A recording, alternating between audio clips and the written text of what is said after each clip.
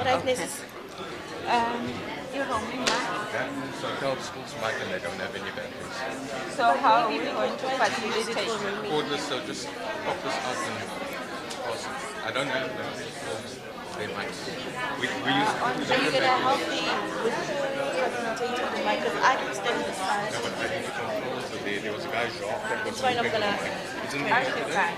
He's just picking up a delegate. That's why I'll call one of us to assist me. Ndicela uzawuthatha inotes and take notes of the recap It's not. Because I'm just with the camera and the control of the mic. That's why I'll call one of our team. Oh, like, I think betimthimbi abantu bathi Benaqala vele uthethe. good morning, colleagues. Are we all settled? Welcome back. Welcome to day 3.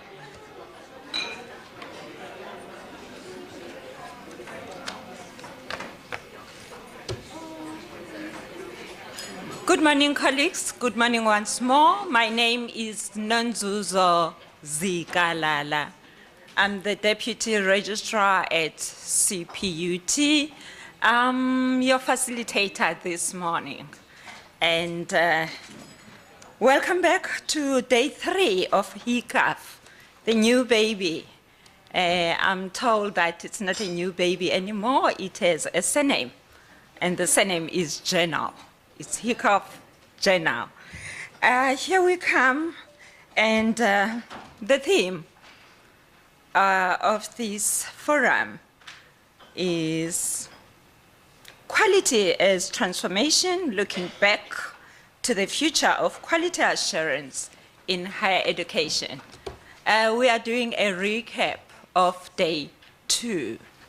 We had 2 presenters yesterday, Professor Wachit and the new professor from the box, Professor Makaula, the one and only Professor Makaula.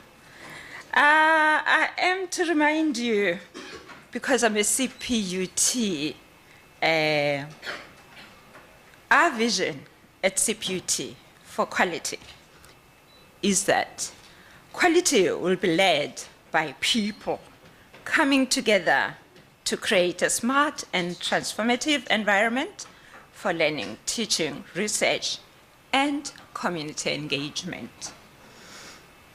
The mission is to institutionalize a smart and transformative quality culture across all facets of the university. That is who we are at CPUT in terms of quality.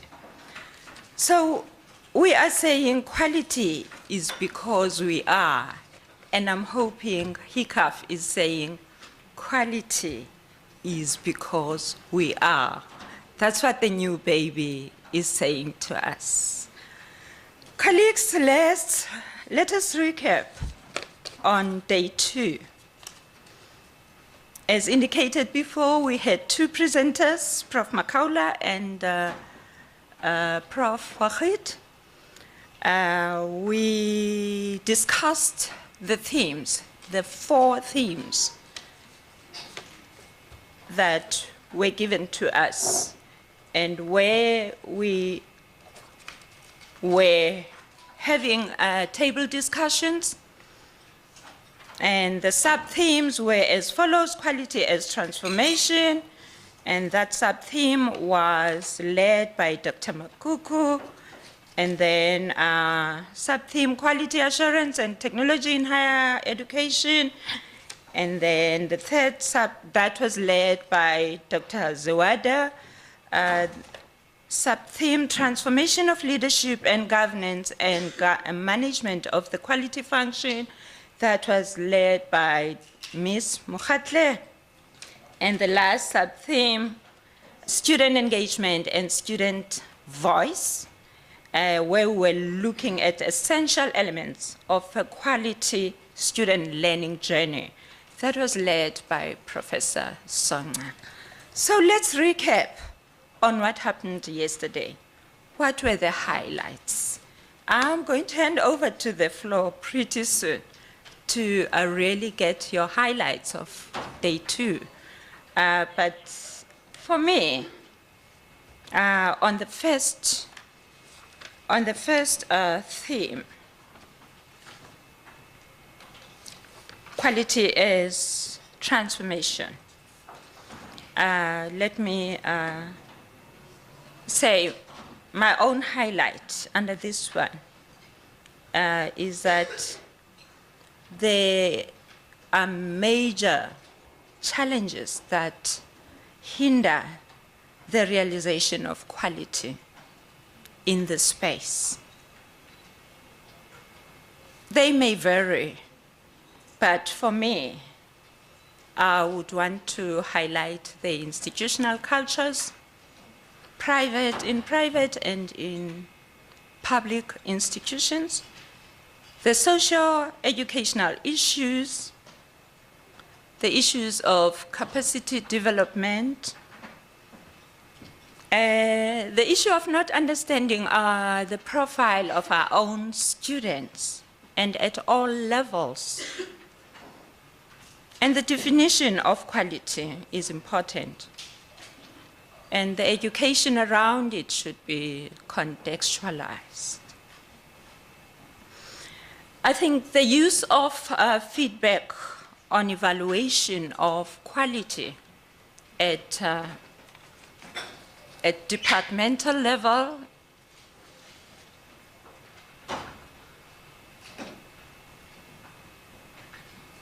we need to come up with strategies on how the feedback can inform the transformation agenda for quality assurance. I think that's the gap, and we really need to get into that space and capitalize our professionalism. And as practitioners in the field, I think this is the start of ensuring that we are asserting ourselves. We're putting ourselves out there as practitioners. We are known. Our existence is acknowledged, or we make it acknowledged by the university and the university community at large. I'm moving to another theme. We'll still be getting more highlights from the floor. The sub-theme, transformation of leadership, governance and management of the quality function. Shared governance model is encouraged, and I think moving forward, we need to consider a decentralized management system around quality assurance. Centralized models might be working quite fine, but we are also encouraged to ensure that the understanding of quality and quality assurance and quality matters is at any level of our institutions. By saying any level, from support staff to understand their role, academics to understand their role, management to understand their role, executive management to understand their role. And not only understanding their role, but also understanding what we mean, what is our definition of quality. And therefore, when management and executive management and whoever has a portfolio to manage this area understands what to expect from their portfolio in terms of quality management and in terms of quality matters, in terms of how we comply. But I'm not limiting this to compliance. It's not about complying, it's about doing what we do best and to the best of our ability and ensuring that we apply excellence. So that would mean we need to upskill, reskill both our staff and students. And I'm saying maybe quality should also mean to us as universities and public institutions as well as private institutions, leadership is distributed and we build capacity around that. We need to have a better understanding, application, implementation, monitoring and evaluation of our policies. The bottom-up approach may be considered as everyone involved will be educated in the process. Sub-theme 3, student engagement and student voices, essential elements for a quality student leadership journey. I think most institutions or most discussions were indicating that there's disengagement.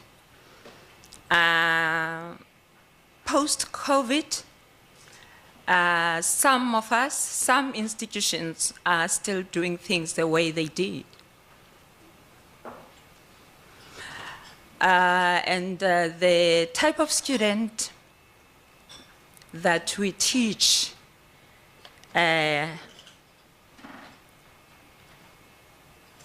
maybe I don't want to use the wrong word, but they're demanding more engagement from us. And I don't think we are there yet. Maybe some academics have taken that step, but I think a change management approach needs to be considered. Change doesn't happen in a day or two, but we need to all buy into it that this is the space where it is safe to change the way we do things, especially with the offerings and how we engage our students, how we make our engagement to the students attractive for them to be more engaged and to come to the party. So it was mentioned that profiling our students is quite key. We need to know who are our students. What are they expecting from us? And for us to meet their expectation. And maybe it's about time that our feedback, lecturer feedback, when we do our reviews, are also speaking to questions around engagement, student engagement. And from that feedback, we may improve our processes. So I'm trying to say academics should be more adaptive to new ways of teaching and allow students to be more involved in curriculum matters. If that does not exist, we really need to champion that as practitioners and ensure that everyone is brought to the fore and try our level best and penetrate the space. We have faculty boards where we can encourage our academics on how they take this aspect more seriously in what they do. But if we are not visible as practitioners, then we cannot expect any change to happen. It means more visibility and more education at all levels so that quality and quality assurance matters are better understood.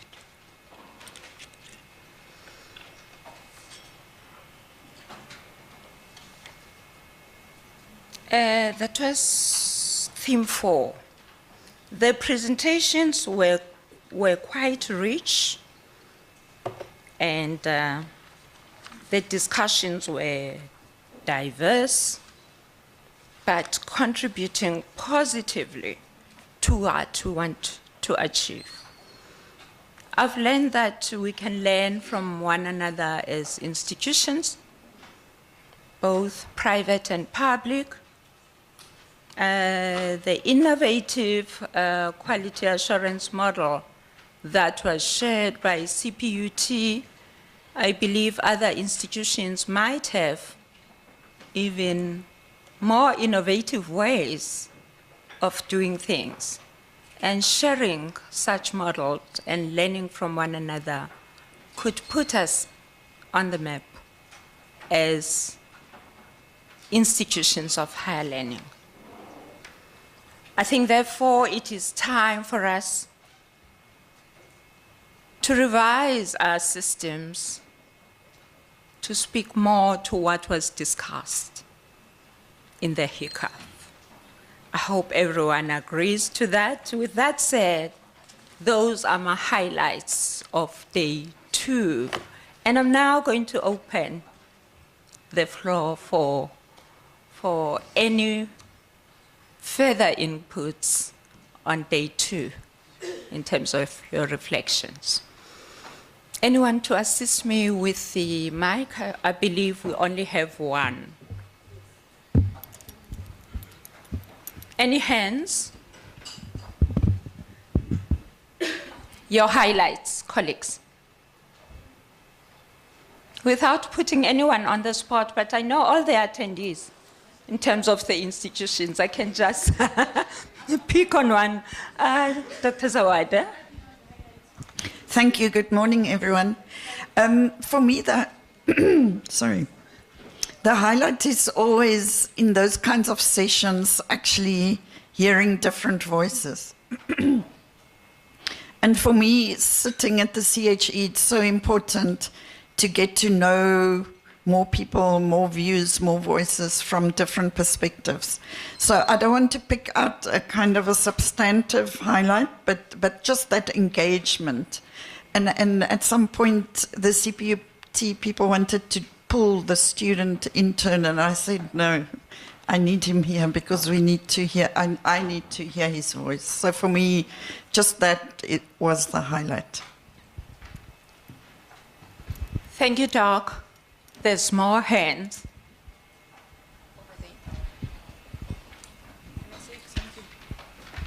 The gala dinner was my highlight.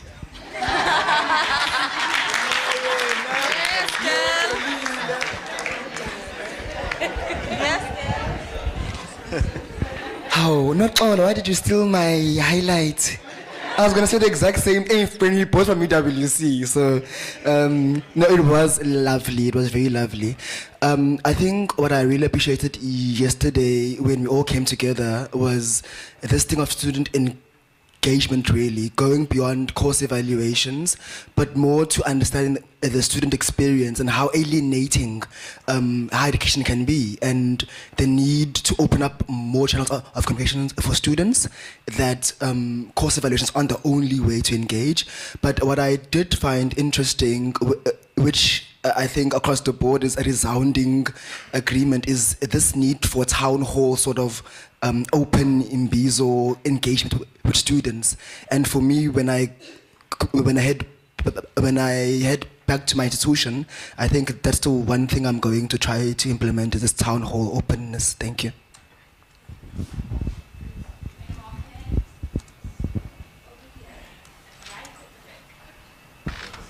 Thank you.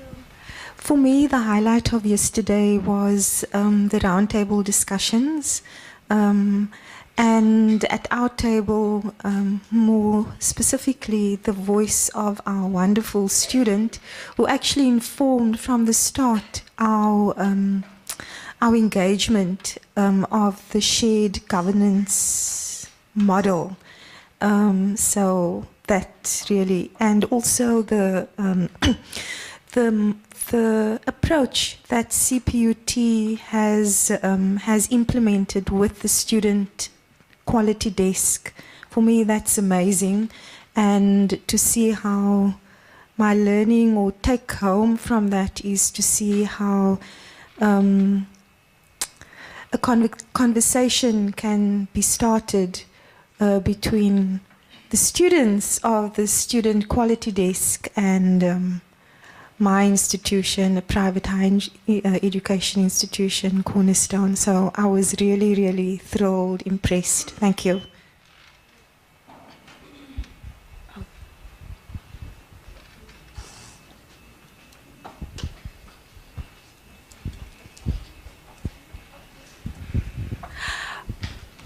Good morning, everybody. My highlight of the entire conference was the fact that as a student, we could empower so many people that's been in the academic field for so long. And just with the work that myself and Nosipiwo, does at the Student Quality Desk,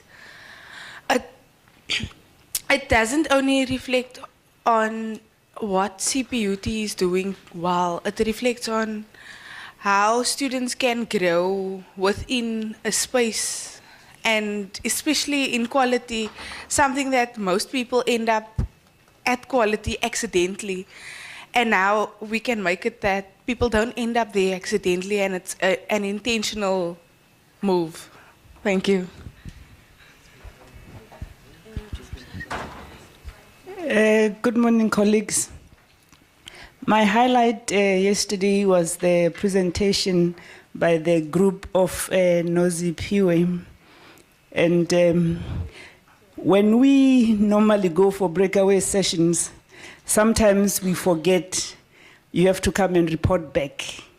So indeed, in that group, they went to that session knowing they have to come and report back. So the planning was then the highlight to say, if we are quality practitioners and we miss the ball on the planning for delivering quality, then indeed we might not deliver the envisaged quality that we're capable of delivering. And I disappeared on someone who wanted me to be the scribe, because that's my methodology. Prepare your slides for the presentation before you start talking. Thank you. Thank you, Chair. We're monopolizing the mic this side, but it will come down at some point. I think most of the things that happened yesterday were highlights for me, but I'm gonna just pick up these two. The presentations that were made in the morning. I think the first one by Prof. Wahid, he talks a lot about resilience, and we do know that in all the success frameworks on student success frameworks, resilience is one of those key critical aspects. But he went and decoded it further for us to understand the different components or facets of resilience within the higher education. And I think this is the journey that students normally travel a lot. Those that walk through the stage, it's actually showing that aspect of resilience. And I was also surprised and intrigued by Professor Makaula's model of quality and how he has really moved forward in terms of his thinking and aligning it to the new quality assurance framework while some of us were still asleep. Therefore, it was relatively a wake-up call to actually say we're behind, and would like him to walk us through to assist us, those that are asleep, to make sure that we align our frameworks to the new space. Thank you.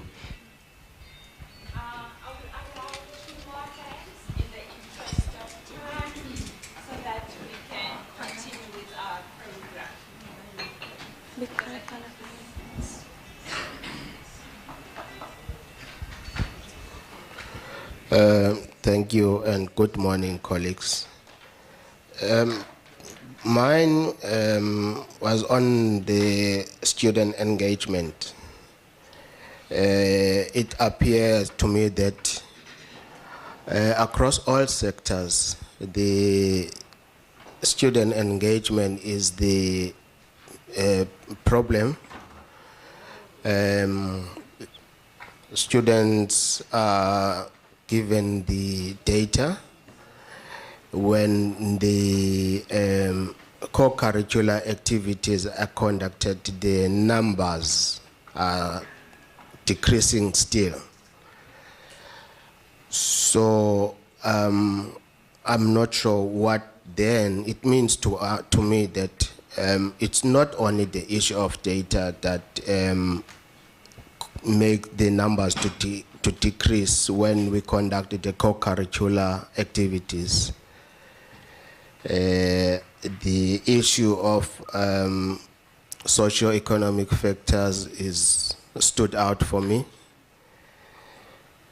And also the matter of students focusing on the pass rate. I mean the institutions, sorry. The institution focusing on the pass rate.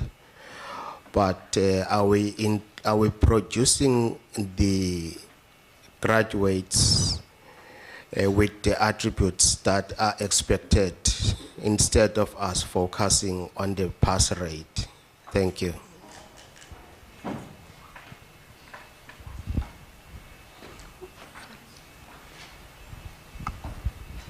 Thank you very much. Mine is just at a very high level. My personal takeaway from the past two days, I thought somebody would say it, but my first one is Dr. Violet Makuku. She's my takeaway. Secondly, as just the radicalization of quality assurance as a field, that is what I'm taking away from this particular session.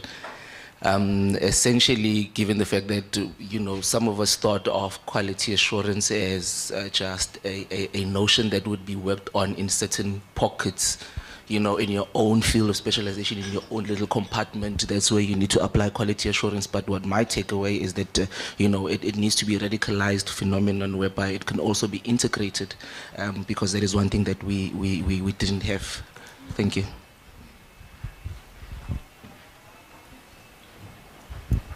Thank you, colleagues. Thank you very much. I hope everyone is covered by the highlights that are given by the members from the floor. Without delaying the program, we are going to move to the next session of inviting our presenters. Today, we're only going to have two presenters, one from SAQA and CHE. The program is indicating that DHEAD was to present first, but unfortunately they are not in the room and therefore they missed the boat. And I am now going to ask Dr. Makafula from SAQA to give us his presentation. It's a 30-minute presentation with 30 minutes allocated for questions and answers. Over to you, Doc. I'm going to tie it. You have to say anything. Because I'm an abuser. Won't do that. Don't worry. We can. He's coming. He's coming to connect you. I'll take it away from you. I'll do it 5. I'll do 5. I don't have external cord. You're still on time. We started at quarter. It's a USB. It's a C-type. Can I bring my laptop? And then just copy it over Flash. Copy that presentation. But I can start talking. Okay. Thanks. We'll then have to wait. Right.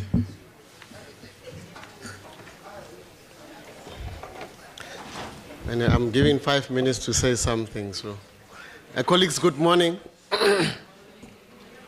You can hear our voices. We dance until early hours, so we're still trying to recover. And thank you for a great party and a great conference as well. I've been asked just to share with you where we are as an organization. And I did some background information, but I know Britta asked me to start with this one.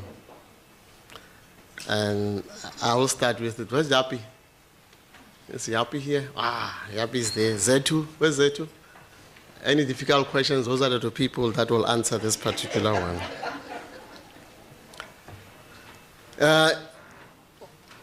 I know that what we have been, we're sitting with about 6,681 qualifications in the higher education space.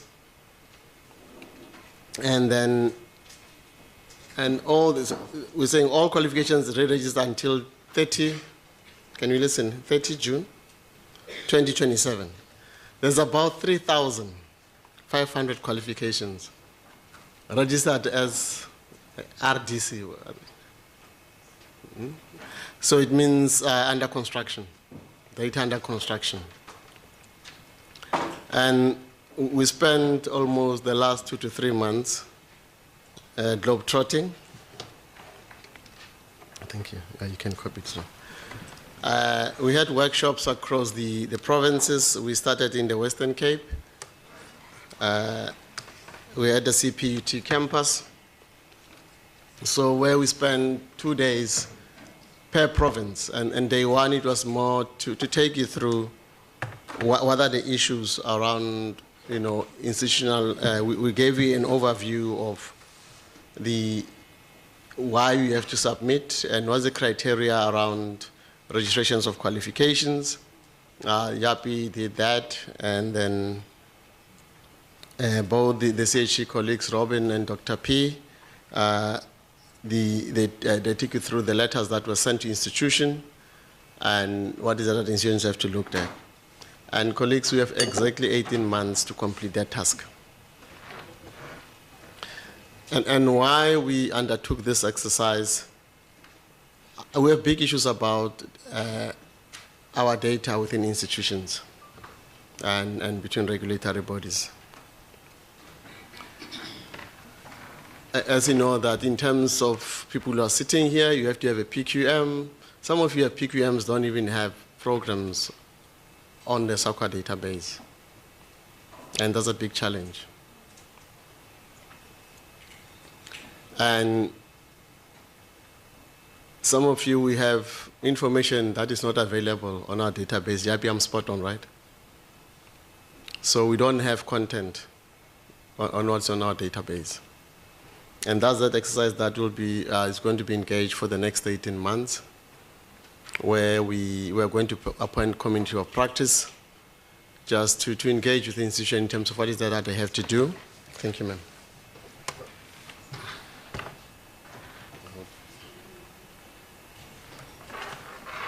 This one. Yes.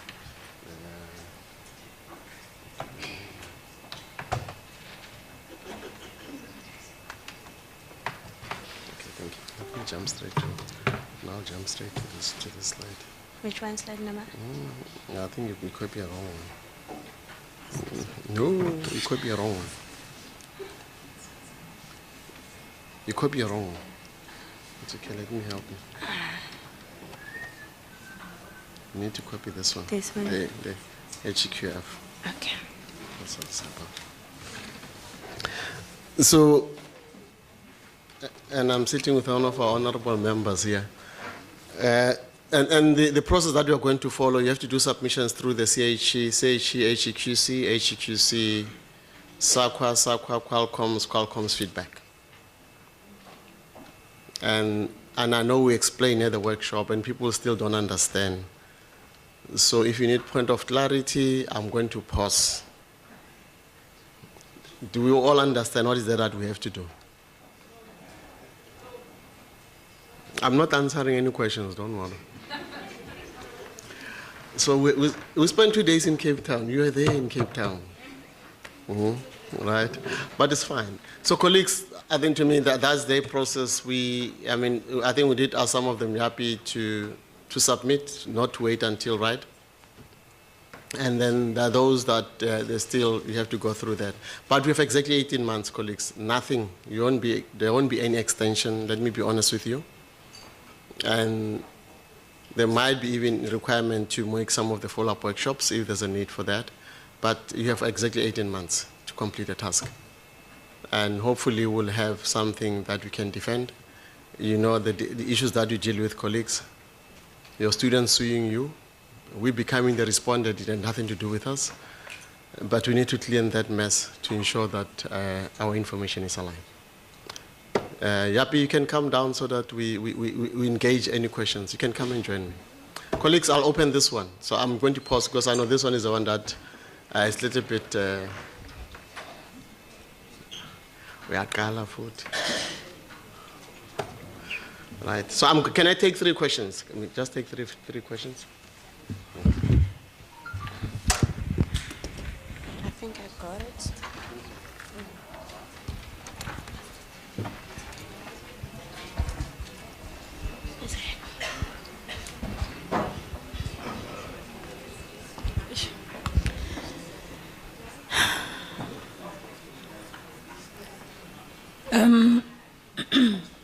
I think Otwa started the conversation yesterday, and I'm going to try and finish it because we were the first group that SAQA and CHE came to. And the problem is that there's no templates. We're not sure where to put the information in. The second thing was they said do not change content, but we don't know what is on SAQA because it says under construction. We don't have access to the information to see what is actually in the document. So we don't see what is written. So we can't not change something that we don't have. The link to access the information is not available. If it's under construction, you can't see the content. So if you say we can't change it, we don't know what's inside. That's the first question. Number 2, we have to go through CHE to SAQA, but we don't know which templates to fill in to give to CHE. We did email and ask them what do we do, how do we fill them in so that we can know which changes we're making or how we're making changes, and there's no feedback. They said they'll get back to us, so we're not sure where to start and how to start. And it's already, from June to now, 3 months is already gone. So we've got 15 months left. We haven't done anything because we don't know how to start.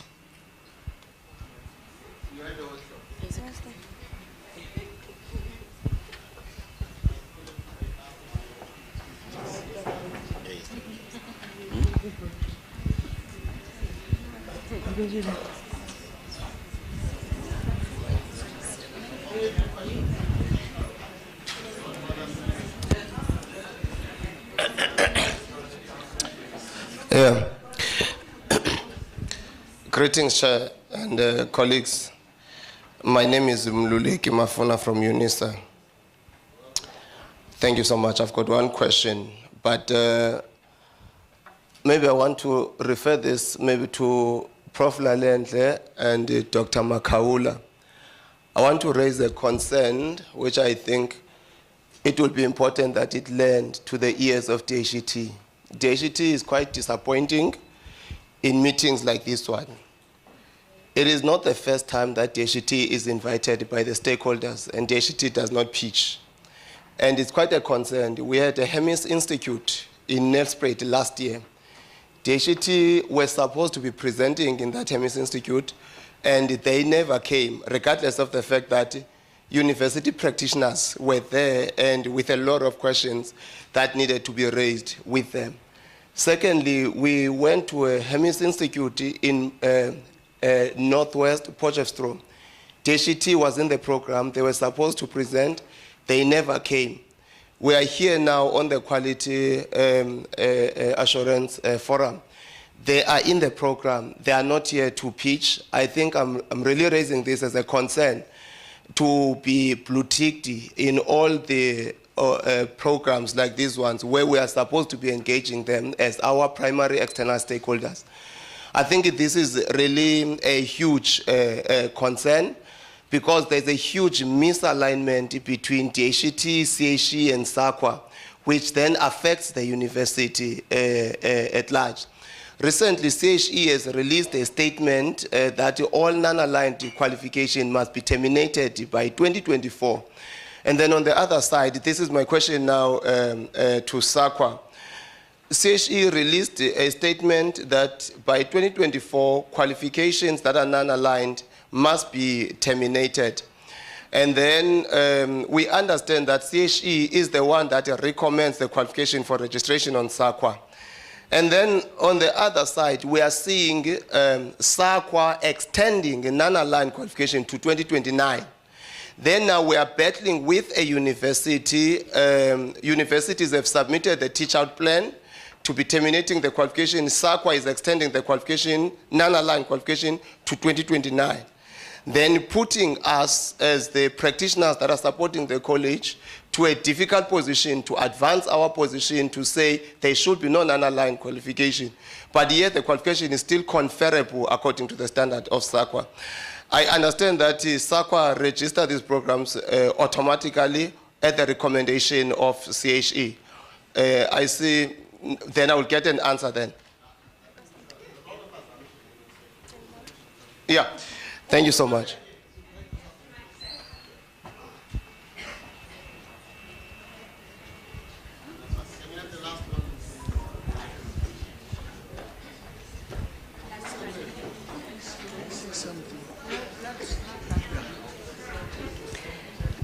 Thank you. I'm not asking. I'm not asking the kind of questions you expect me to ask. I'm just thinking. We're busy. I'm looking at the QAF. It's speaking a language. Yesterday, I think I used the term. It's a progressive document.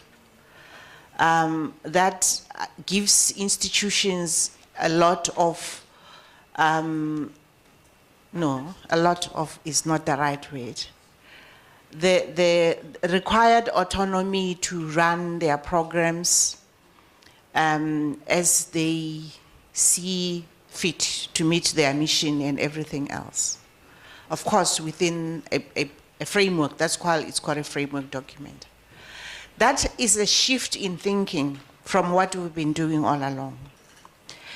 The quality system or quality assurance system of the sector is not the same that was when we began. And one wonders, because these two regulatory bodies are working on in the same area, same sector. Of course, they've got their own defined things, but they are not different, aligned. Is SAQA thinking about the implications of what the QAF would do, and maybe rethinking about how then they will deal with programs and the other things, the registration, the issues that they are doing differently? Because there is going to be a conflict in terms of, and I think it's beginning to come, because I mean, one of the comments I heard the other day was, SAQA comes and says this, CHE says this, and they say this, and there's this. I think it's because of, in some cases, it's because of the differences in the way that, in ideology, in a number of cases. But now, the QAF has made it very clear and even distinct that the shift is to give the universities to do what they need. They'll be changing programs, they'll be designing programs, they'll be naming programs, they'll be doing, they are working at programs of the future and curriculum of the future and those things. How is SAQA working to respond and make sure that there is no difference in terms of the expectations? You can't be using the same thinking and frame of reference as we were. It won't work. So what are we doing to I know I'm asking a general questions, but I think we need to think about this because there has been a shift, and the people that are going to suffer are the institutions, with this one going the other way and the other one still here. Thank you. You don't need to respond.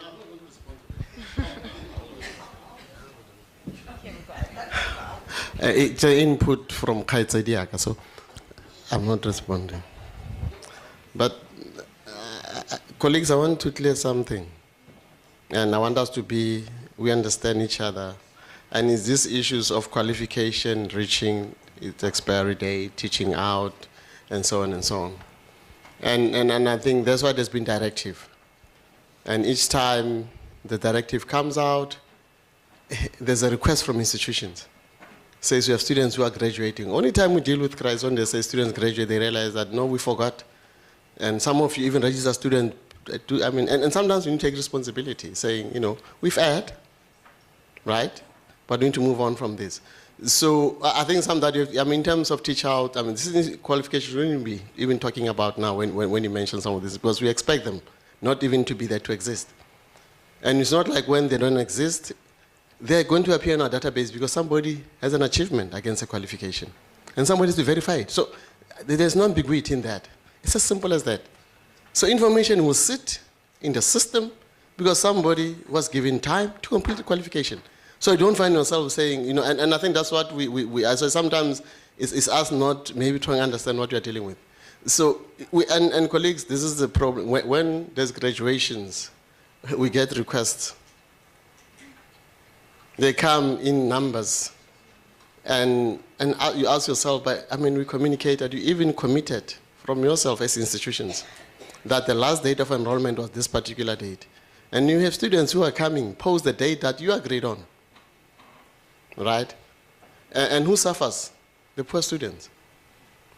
But whether you have teach out something or taught out, whatever you call it, it's going to be on a system. There's no way, because somebody has to account their achievement.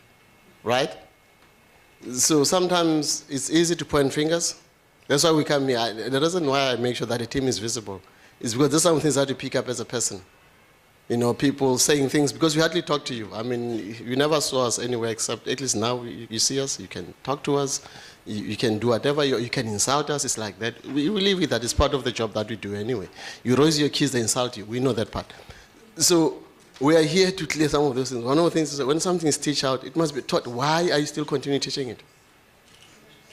And I think those are the questions that you must answer, and I'm giving this back to you. So we'll deal with other things that we need to respond to, and Yapi will start, and I'll respond to. We'll touch something from what has been raised by Olivia. Colleagues, thank you very much. I also try to grab the mic here from my colleague here, because I know that if he starts talking, he may keep on talking. Just joking. Can I just say that on the qualifications on the 18 months is that by December next year that we want to complete everything. And what Dr. Makapa said here is that we really need to work on that. So we trust, and I'm emphasizing trust, that providers will submit on time that we asked them to submit. CHE also indicated that they will contact the providers to say that please look at that, and I know that there was a request to say that we need to pilot one I nearly said professional body, one institution, making sure that everything is there. Access to information is that we are trying now to get the information available. Remember that when it was re-registered, content removed, but we want to make that information available. If we make it available on a Word document, we would expect that you will do track changes. But that is for your Annexure B qualifications. Annexure C, no content at all. So that content we need to get from providers. And those, why since no content, those qualifications registered against SGB qualifications or recorded against SGB qualifications. And we can make the SGB content available, but if I speak about SGB, that was about 2001, 2003. And I must tell you that if you submit the same information that you submitted at that time, I will not re-register that qualification because it means that you never reviewed the qualification. So I don't expect that your qualification will be the same if it was first registered. The SEQA template is that I can send it to you. If you want it, I can send it. But I think that that will only be applicable to your next year C. The next year B is that so that we will get the content, and basically all the providers ask, can we get access to that content?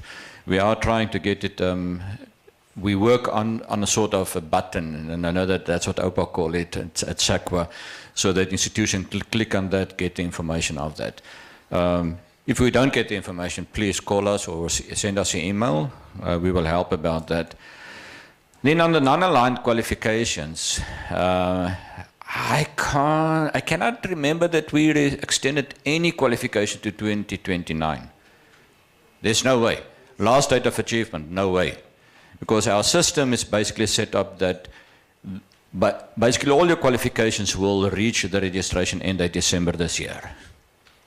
All non-aligned qualifications, except where there were some requests to extend the last date of achievement where there are still pipeline learners. And I must honestly tell you also on the road shows, what we normally did is that we did presentations, and on the second day we had a one-on-one discussion with providers. And my experience is that many times you will get only 1 or 2 people from the university speaking to you, except one university.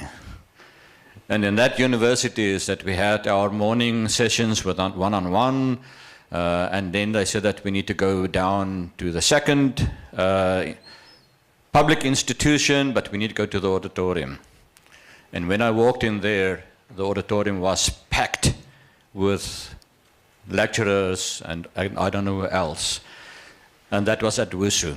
And I must tell really that they asked questions. We normally set out about 2 hours, 1 hour for a discussion. That went on for about 3 or 4 hours.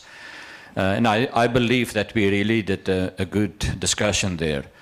On the QAF, please keep your eye on this space. There are things that will happen between SEQA and CHE on that. Yep, I will keep you there. Thank you. Colleagues, can we make use of the call for follow-up forums? Is it forum? Just one sec. Follow-up, where is it? For the follow-up engagements with SEQA.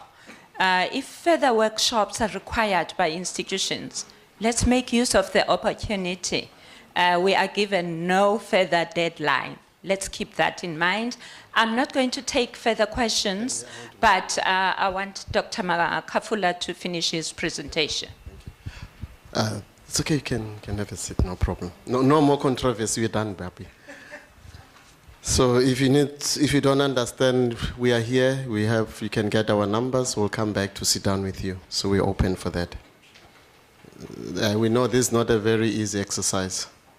Okay, so we are here, that's why we've been here for 3 days.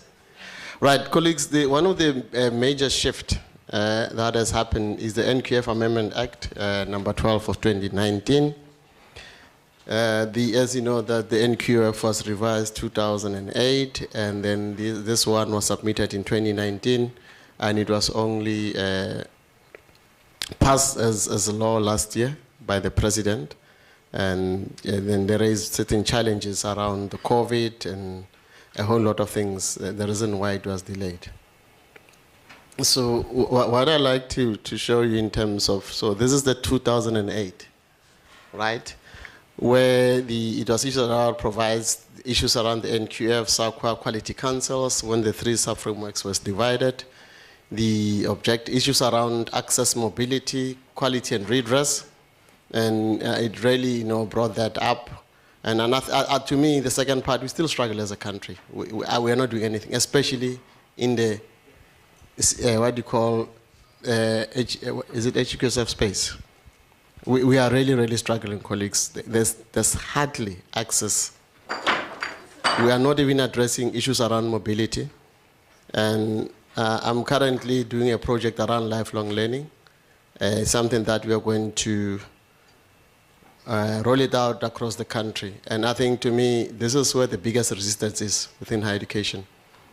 I don't know why, and maybe something that I like people to engage on, to say, why are we not talking issues around lifelong learning? Why are we not reporting about those things? Is it something that we are shy? Sometimes when people are about to graduate, because they came through RPL, they are rejected by the Senate. And yet we claim, and we sat in this conference for 3 days, we talked transformation.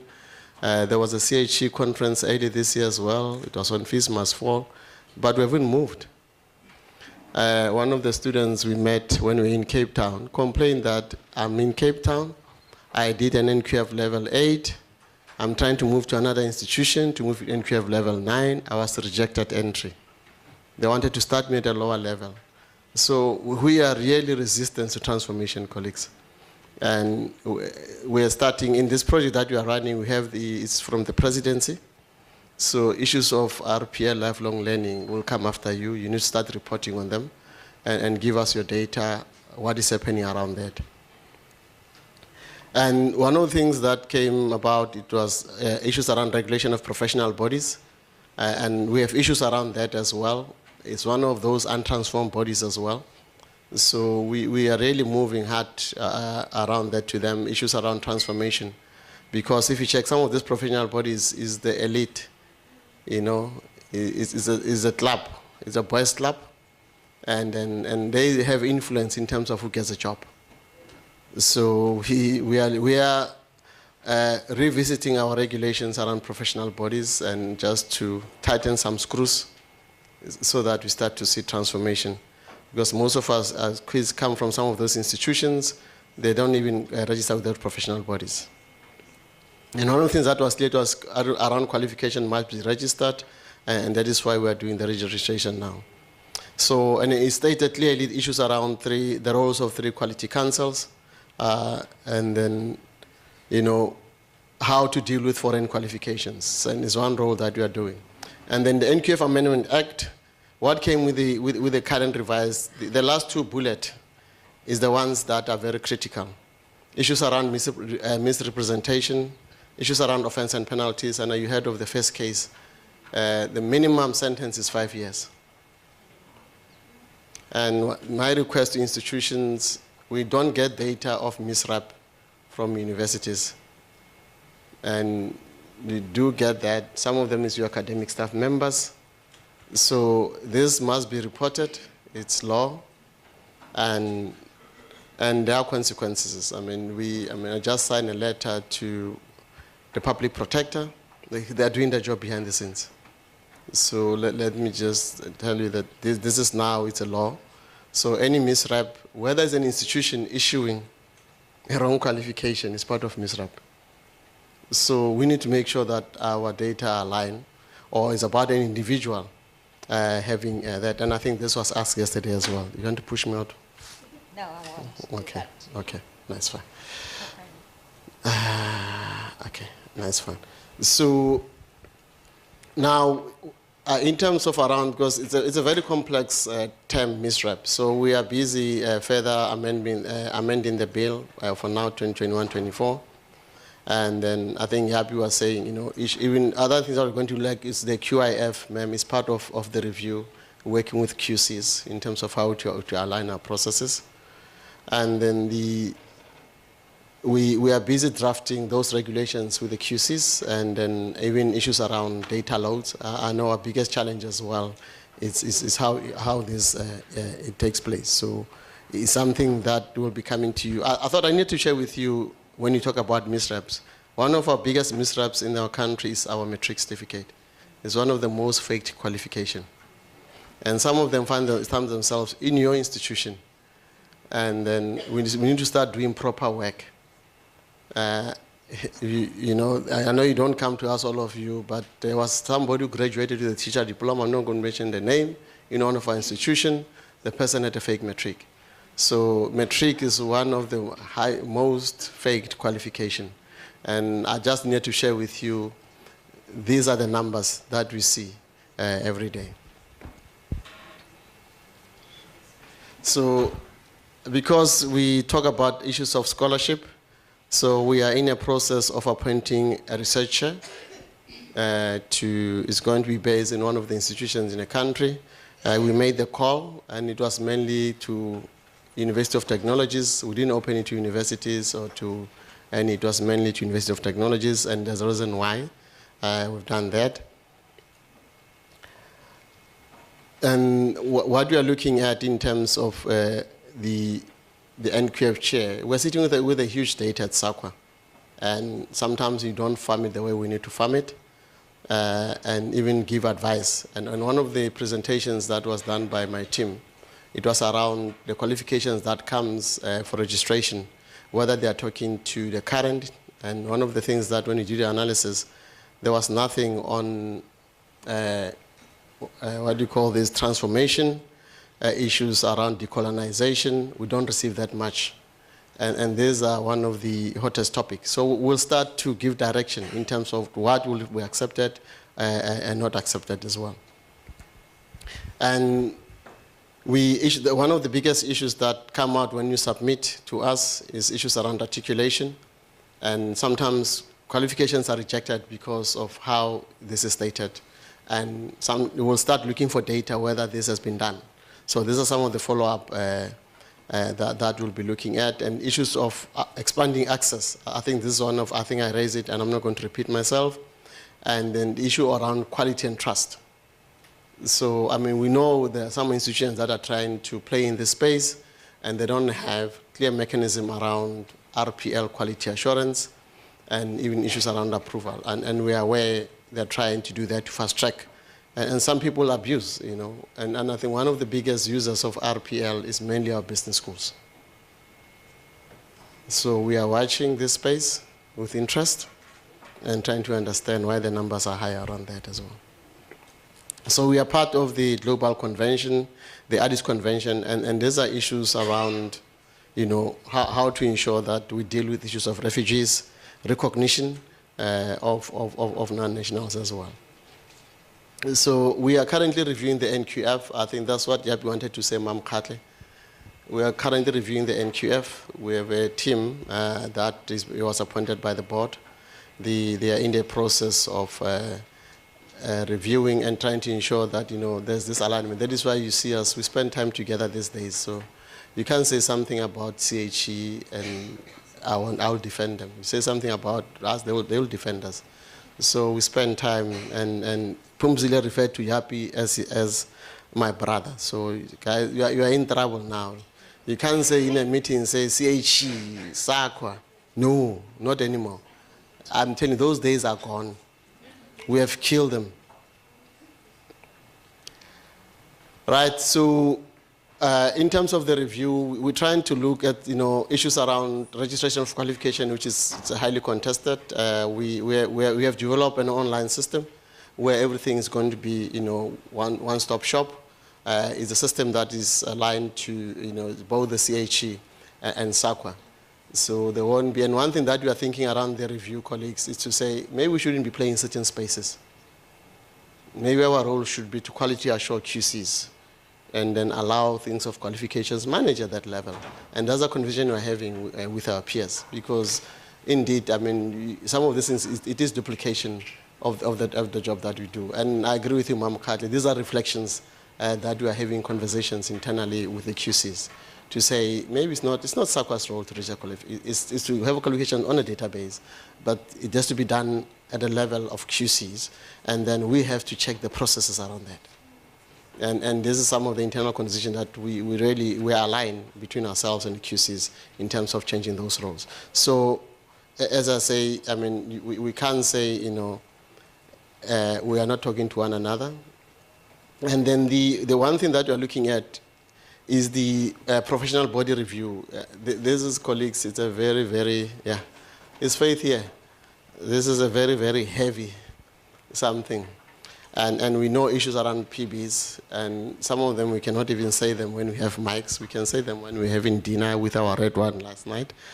But we are looking into it and trying to tighten the screws around professional bodies, because they get away with murder in a lot of things.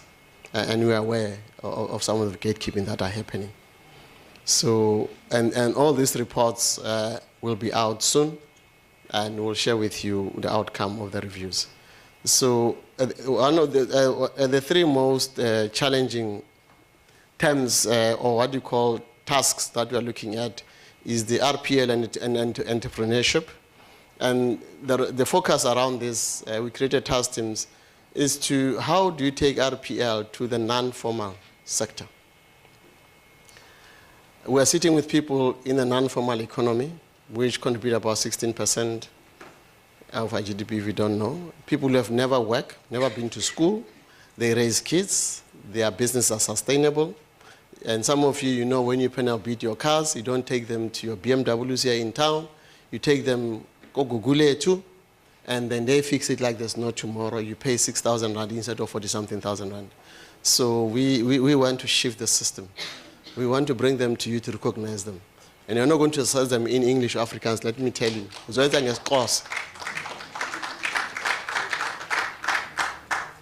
So, because it's the language that becomes a barrier to dealing with issues of access and mobility. So it's one of the biggest tasks that we'll be carrying. I'm part of the UN task. For the next 3 months, we are developing a framework with the presidency, and we have about 3-4 years to shift that needle. And the second topic is around artificial intelligence and how it impacts on our work. We know that we've been very silenced, both as regulators, around this. So we are almost at the end of our research analysis in terms of how we want to bring this in terms of guiding institutions around artificial intelligence. And it's there, we cannot ignore it, and we have to work around it. And we have a PROMISA, it's around micro-credentials, and it's something that we're looking at. And I always say this to most of my colleagues, to say, this doesn't excite me, because we've been doing micro-credentials in South Africa for a very long time. So micro-credentials started in the continent, colleagues, if you don't know. Because, NQF, we have part qualifications registered. And the credits move from 1 to 120. So if you check the OQSF space, we do have small units of learning. But it's because it came from Europe, we all caught some cold, and we're trying to run. So there is a system in South Africa, we have part qualifications registered on NQF. So you can, as long as you can demonstrate to us that you can quality assure, you can safeguard what is happening. So if some of you are playing within the OQSF space, you know that you do offer those things. So colleagues, I'll pause here. So these are the things that we will release reports around this, just to share with you the space that we work around. And the last thing that I'd like to share with you, we are on the streets. And I mean literally on the streets. SAQA is no longer in Pretoria. SAQA is in Lusikisiki. SAQA is in Toyando. SAQA is in Kimberley. So we have the team called the NQF Information Center, NIC, and their role is to move around schools in those places that the poor, we've met a lot of kids with good matric results, but they don't know how to apply to go to a university. So this is where we deal with people from how to choose their career subjects from grade 9 to the matrics, how to apply. We have adopted 2 schools in Hammanskraal. They didn't have computers. They didn't they're not even far from Pretoria. The kids will complete, they don't know how to apply. So we adopted such project to say we're here to help you. And in some that we want to partner with institutions on your career days. Please invite us and to come. We go to taxi ranks. And last time when we did that, it was during elections, so they thought that we were a political party. So we needed to explain why we're there. And I remember one taxi driver asking us, I want my NQF for my driver's license. So these are challenges that you are dealing with, colleagues. So yeah, we are out there, and this is the vision for, this is what the current executive is trying to do. These are the rural places that we've been to. We've been to Mpumalanga. We are on our way to Northern Cape. The next province is going to be Eastern Cape. So we'll move around to come and support our learners so that they understand what NQF is and how they can move from one NQF level to the other. I think on this note, colleagues, okay, the other project that I want to share with you is a refugee project. So what we have done under this project, I'll come back. What's my refugee project? I've lost it. So let me talk about the Addis Convention. So Addis Convention is about mobility. So you know that one of the biggest issues that we have is around recognizing of refugees. So we did a project, a pilot project for the last 2 years, where we work with the team around the Western Cape, the projects in the Western Cape, people who came in, running away from their countries without papers. So we help them, take them through the process of recognition until we can recognize the qualification they have. So the second phase of the pilot is to work with the institutions to have them being admitted in your universities. I know that is going to be a very big task that we are asking of you. Registrar, I'm looking at you. Because these people didn't leave their country by choice. So it's because of the war. Some of them don't have their papers. So we've developed a method around how to recognize their qualifications. And our plea to you, we're trying to raise funding for them to be funded as well. Majority of them want to come back to schooling. Some of them are teachers by profession. They end up being domestic workers. So the system in place that we are working on, and this is part of the IDC Convention.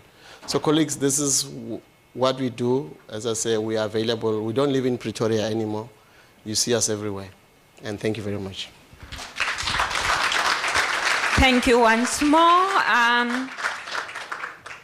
We can only take 1 or 2 questions and get to the next presenter. If there are any burning questions, or if there are conversations that can be held outside during tea time or tea break, that we will allow. Any questions? Only one. I'm just appreciating the fact that my concern, I can see you thinking about it. Can you take the sector into confidence and allow them, so that we're not anxious? We know this is happening. We are not going to find ourselves in problems. And maybe the conversations that you have between the CHE about reviewing, maybe include the representative from the sector so that you can hear. They can be part of the reviewing process as well. I'm just saying, can we take the sector into confidence? Thank you. I have a rep, also NQF reviewer. Who put Prof. Macau? Yeah, there's a criminal here. Yeah. It's part of the NQF review panel, colleagues. And then it's chaired by Prof. Bauer. So we do have the sector represented in that panel. Thank you. We welcome the developments in this space, and we are going to further engage you outside the forum. You have made yourselves available. The roadshows and your availability to our institutions is much appreciated. So colleagues, please make use of that opportunity. Let's give Dr. Makafula a hand, a big hand.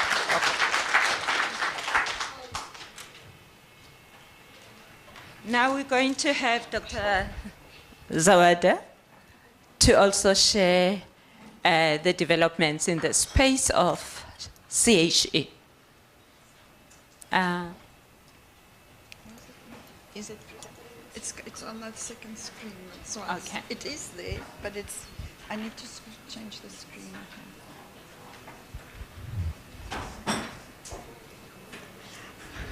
I've just updated my Microsoft, so I don't know where to change the second screen back. Just show me how to. There. Thanks.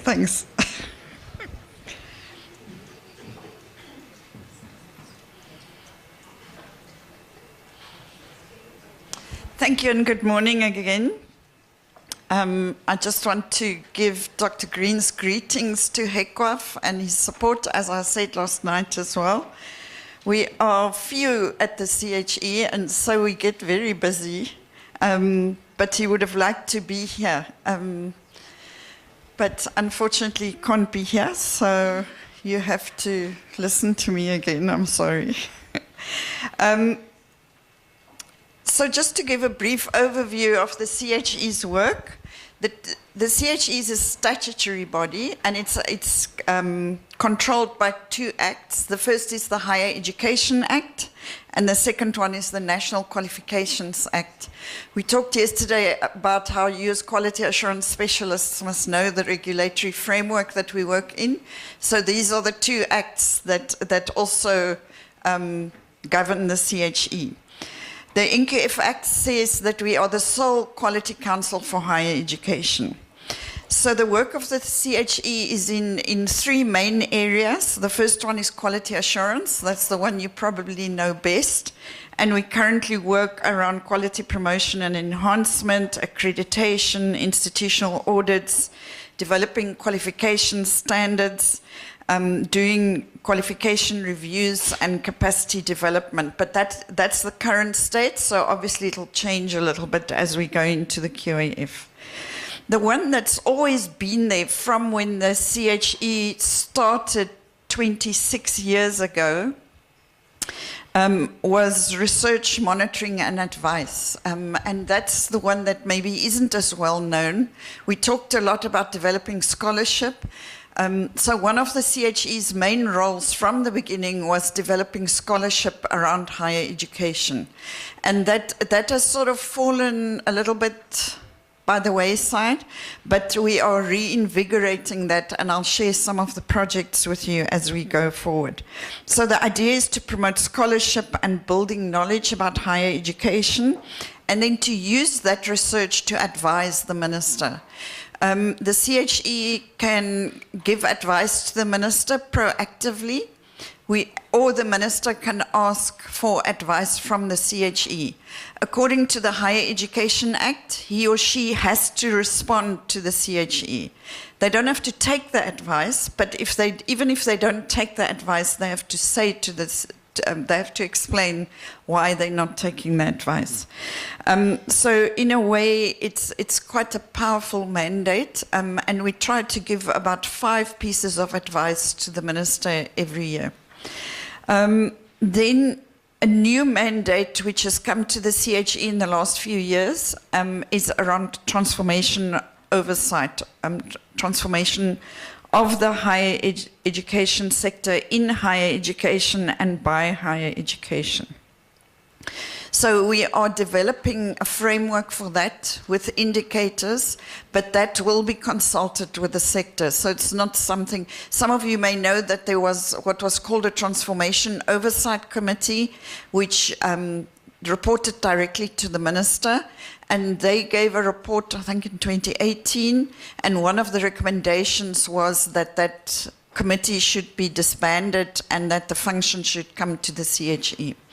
One of the main decisions that our council has taken is that we will work with this transformation mandate through our other activities and functions.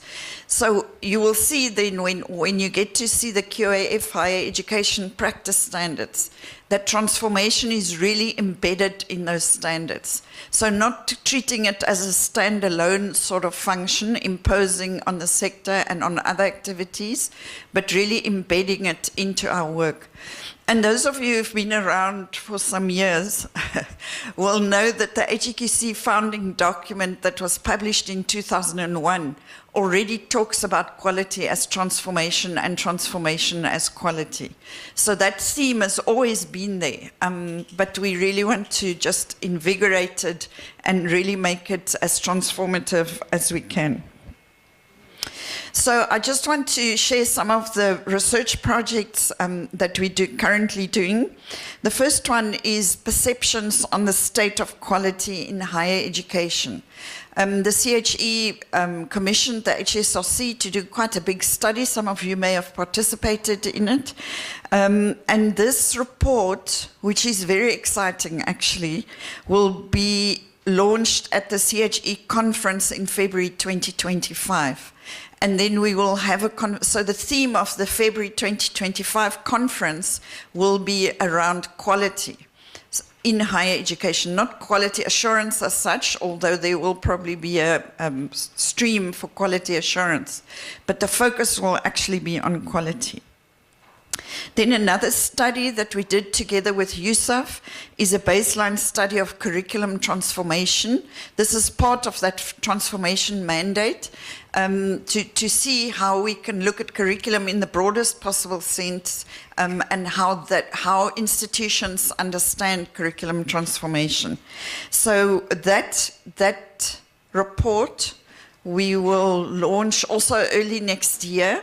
And that research will inform then a QAF higher education practice standard around curriculum transformation. But we're going to do this next year, and as we always do with the standards, do broad stakeholder consultation, really work with the sector to make sure that it is your standard. It's not a standard that the CHE dreams up and imposes on you. It's a standard that's developed by a community of practice through a lot of consultations so that the standards are owned by the sector. Then Dr. Emma's already mentioned the POMISA project.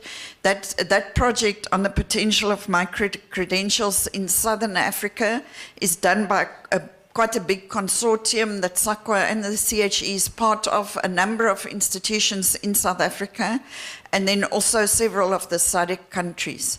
The CHE's part of it is really to look together with SAQA and the other quality assurance agencies in Lesotho, Namibia, Mauritius, and so on, that we want to look at a regional framework for micro-credentials, for the recognition of micro-credentials.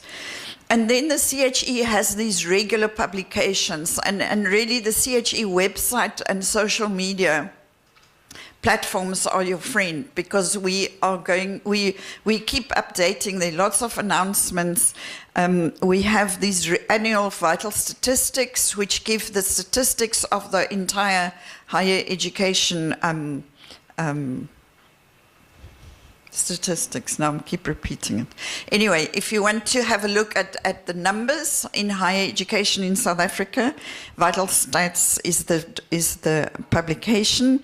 Then there's also Kagisano, which is like a journal. And then Briefly Speaking are sort of shorter thought pieces about relevant and pertinent issues. And they're all on our website available for you. Then a few years ago, just towards the end of the pandemic, the HEQC asked us to do some research on reconceptualizing teaching and learning after the pandemic, after everything that happened with the emergency remote teaching, to look at how teaching and learning had actually changed. So the reconceptualizing learning and teaching after the pandemic, RELATE for short, has those 3 publications, and they will also be shortly launched. And then the 4th part of that is that we want to look now at, we've looked at what happened during the pandemic in those 3 with a bibliography. You'll remember those learning and teaching plans that D had made you do during the pandemic, of how you're planning to manage the pandemic. And then we looked specifically, both qualitatively and quantitatively, at student success in the public universities during the pandemic. Those formed an input into a scenario planning exercise that we did with the the Institute for Futures Research at Stellenbosch University. And that report we'll launch at the HEQAF conference. Our session is on the 11th of October. Really very interesting, these futures in how we imagine learning and teaching will look in 2036. So that's happening in October. And then we have a new study, which I had to get external funding for, just so that the private institutions don't feel left out, because we tried to do the student success for the private institutions as well. But it actually becomes quite difficult because they are quite careful with their data, which is understandable because it is a competitive space. So we got external funding, and we will shortly be putting out a call for this research for student success and employability in the private sector. But there will also be a call for employability in the public sector. and we're hoping that that research will take about 2 years. I think very interesting research funded now by the IFC. And then very exciting, there's the SACON conference at the end of the last week in September in Zambia.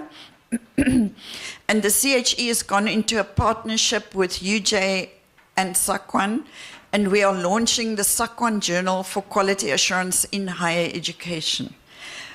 So we just need to talk, Sia, that we don't start 2 journals and then both fail. So we need to collaborate, I think, so that we make sure that there's a strong journal and that we then make sure that it functions well. I was thinking one of the ways we could do it, we're going to have 2 issues, that maybe the one issue is linked to the SACON, annual SACON conference, and the other issue could be linked to the HEQAF conference. It could be a possible way for collaboration. Going forward, but really also working together. SACON is the Southern African Quality Assurance Network. I would also suggest that you think for your institutions to join SACON, either through, and maybe for HEQAF, even as an organization to join SACON. But individual universities and institutions can also join SACON. And then very exciting, the International Quality Assurance the International Network for Quality Assurance Agencies in Higher Education is the international body where all the quality assurance agencies, over 300 agencies in the world, belong to, and the CHE has been a member from the start as well. And we won the bid to bring the 2026 forum to South Africa. So we will be hosting it in Sun City.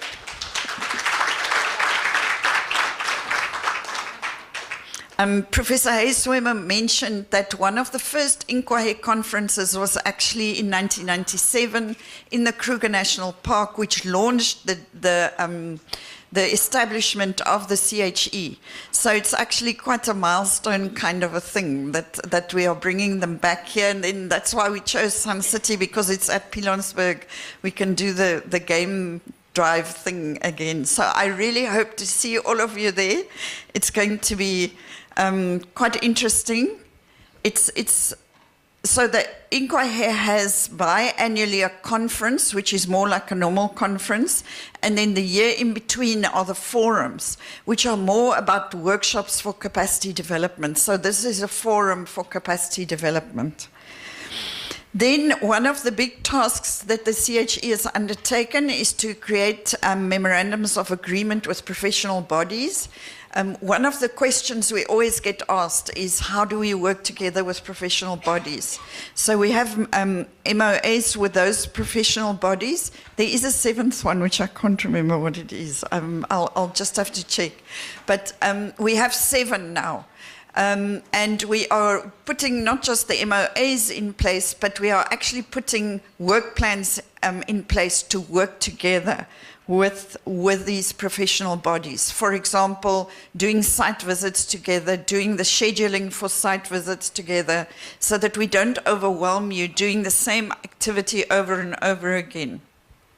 There is a little bit of a risk in that, that one loses one's independence, so we have to watch that quite carefully, but really trying to work together so that to make the burden on you as institutions less.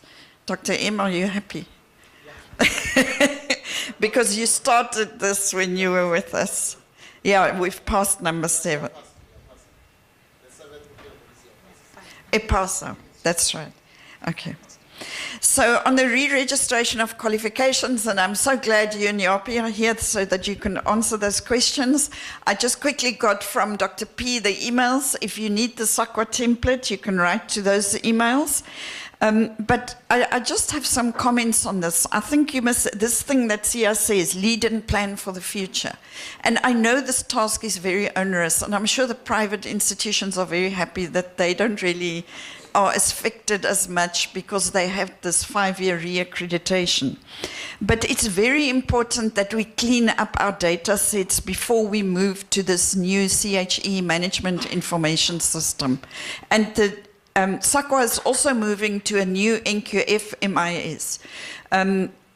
And so it's not just about re-registering the dates of the qualifications. It's about cleaning up the data. And we are working together closely with SAQA, as Makapa said, that even in this space, so that the CHE MIS and the NQF MIS will talk to each other. So there won't be emails with attached letters anymore in the future. The two systems will talk directly to each other so that the same information gets transferred seamlessly from the CHE to the MIS. It is in the future, but we now have the funding for the CHE MIS. And I'm talking quite closely to the IT people as well, so that we started off calling it the QAF MIS, but it's now the CHE MIS, which was also your idea, I think. So that these two can talk to each other, and we use these affordances quite well. Olivia, this one is for you. In the QAF, we talk about IQA functionality of institutions. We've had a workshop with SAQA, and they have agreed that once we start this thing of IQA functionality, that institutions that are deemed to be functional or highly functional will have their qualifications re-registered for 8 years, which will lessen the burden on you as well. If you are partly functional or less, it'll be only 5 years, because then we just have to keep that eye on how you are doing in terms of making sure. So we are working on this, and we will continue to work together. Just briefly, in accreditation then, all the bubbles and backlogs have been resolved. Our auditors have checked all accreditation applications are dealt with within 8 months. As we go into the QAF and as we build the new accreditation online, we are hoping to bring that down to 6 months.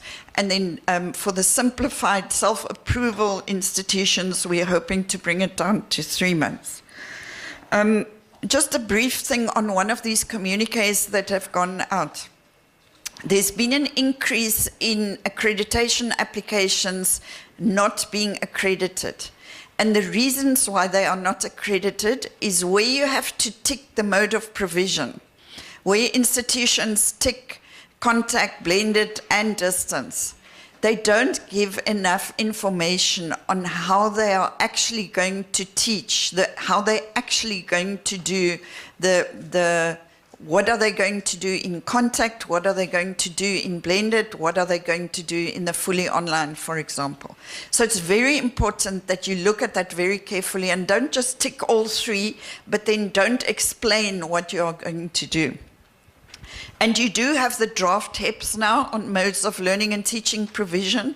So you can already begin to use that language in how you explain yourself in terms of how you are going to provide in those different spaces.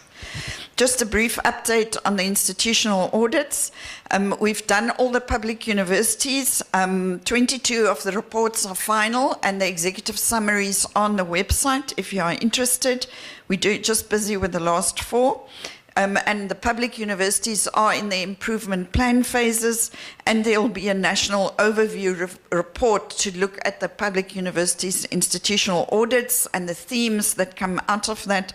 Also maybe then informing some of the advice to the minister. And then we've started with the private institutions. There are more than 20 already in the process, and that's a huge task because there are over 130 of them. So we will continue with that.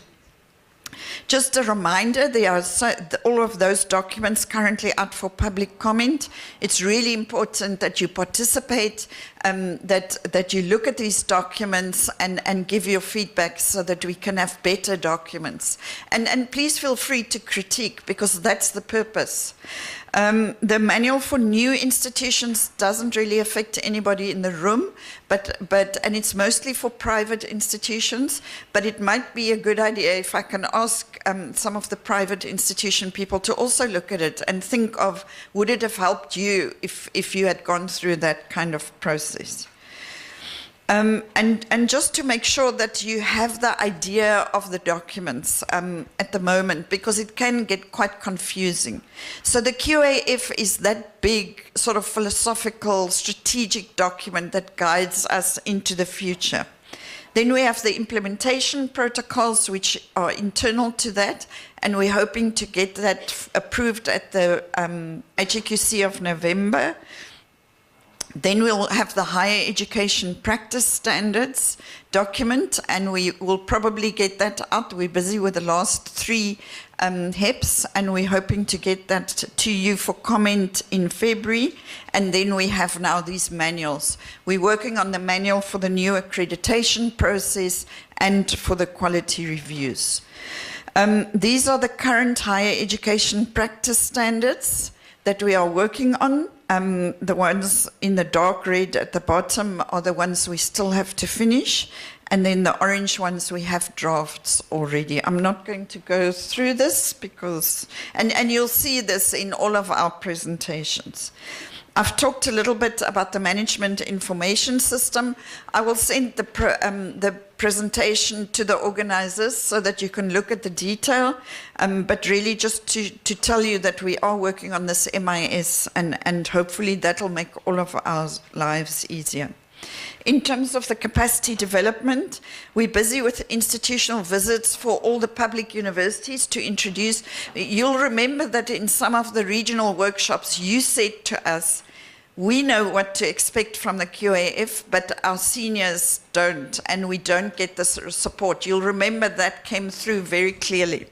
So Dr. Green and I are traveling the width and breadth of this country. It's quite onerous. We've done 6, and we're actually here next week for 3 of the Western Cape institutions, and we're going to do 17 before December and then 3 early next year. So I'll probably see some of the Western Cape colleagues next week as well. So, and then we're working on a plan for to do something similar for the private institutions next year. And then we're also doing workshops on the modes of learning and teaching provision, HEPs, and then so that workshop is here in Cape Town on Wednesday, and UCT is sponsoring the venue for us. So next step, we'll just finalize the HEPs. We'll do more and more capacity development. The accreditation, we're working on the manual, and we'll start with the new online system. We're already implementing this idea of COPs instead of individual evaluators. We've done it with the nursing qualifications, and it does work quite well. It does streamline the process, make it much quicker. And then the quality reviews, I've talked about the institutional audits, which will then change into institutional reviews. Just an alert that the initial teacher education qualification reviews will start next year. So the Bachelor of Education and the PGCE will be done next year. And then we'll also do next year the themed review on online and blended learning for the institutions that were accredited for contact to be able to continue in the blended and online mode. So we've worked more on the issue of IQA functionality, and you'll get some communication about that soon. I've talked about the MIS. And then in April 2025, the CHE will move into a new organizational structure that our council has approved, which will also mean that the subcommittees of the HEQC will change from April. We'll have new subcommittees from then on. But your body remains the HEQC because that's enshrined in the Higher Education Act. Thank you.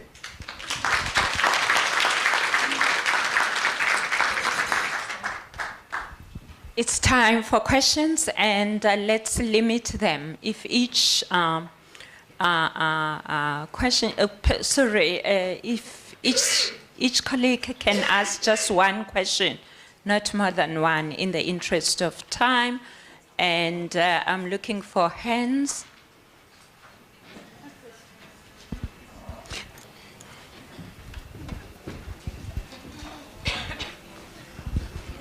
Thank you. Good morning, all.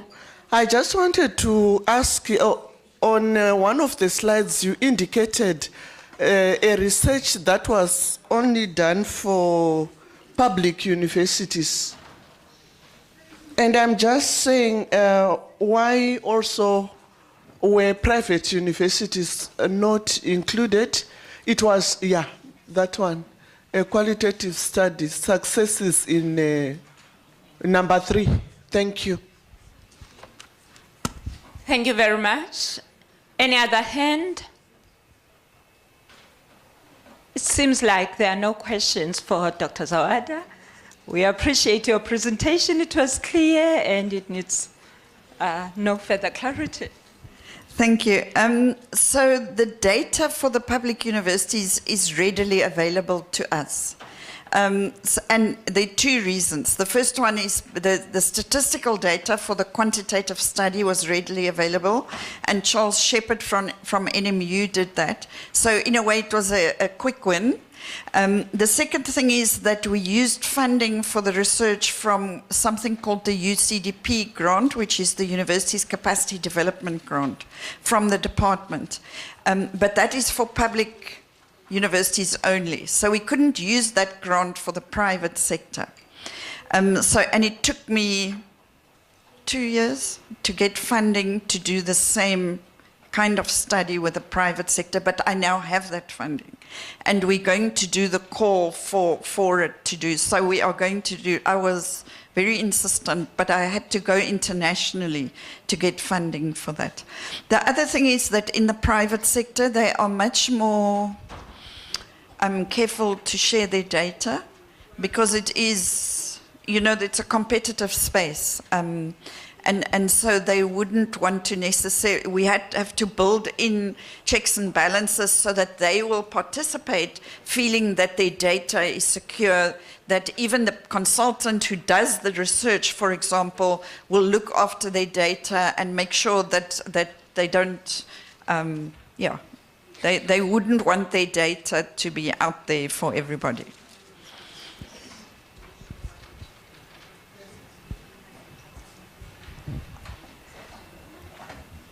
Thank you for the presentation, Britta. I just wanted to pick up on the HEQSF. You probably covered it. I may have missed it. Just an update on the act. Yes.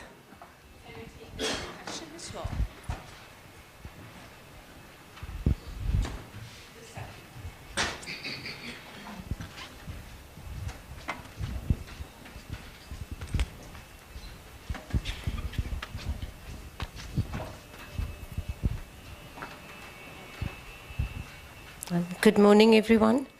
This is probably going to sound like a stupid question on day 3, but I always remind students there's no stupid question.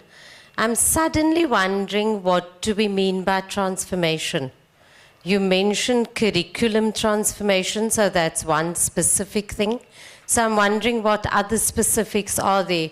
We've been using the word throughout these days, but I'm wondering if we have a common understanding of what we all mean by that.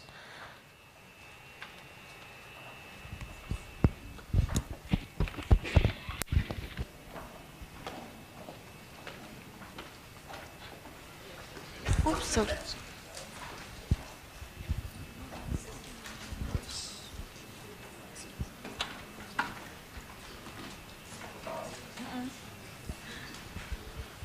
Thank you.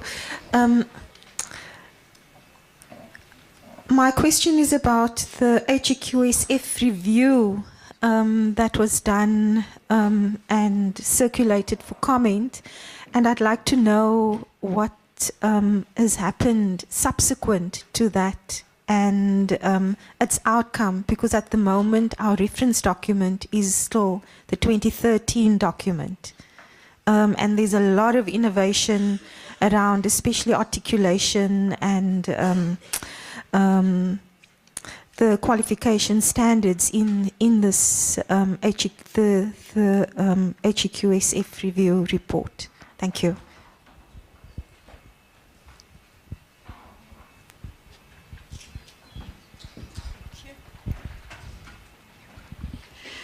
So, as you know, there was a big project around, a research project around reviewing the HEQSF, which had a conceptualization or a research report which was sent out for comment, and which you all responded to.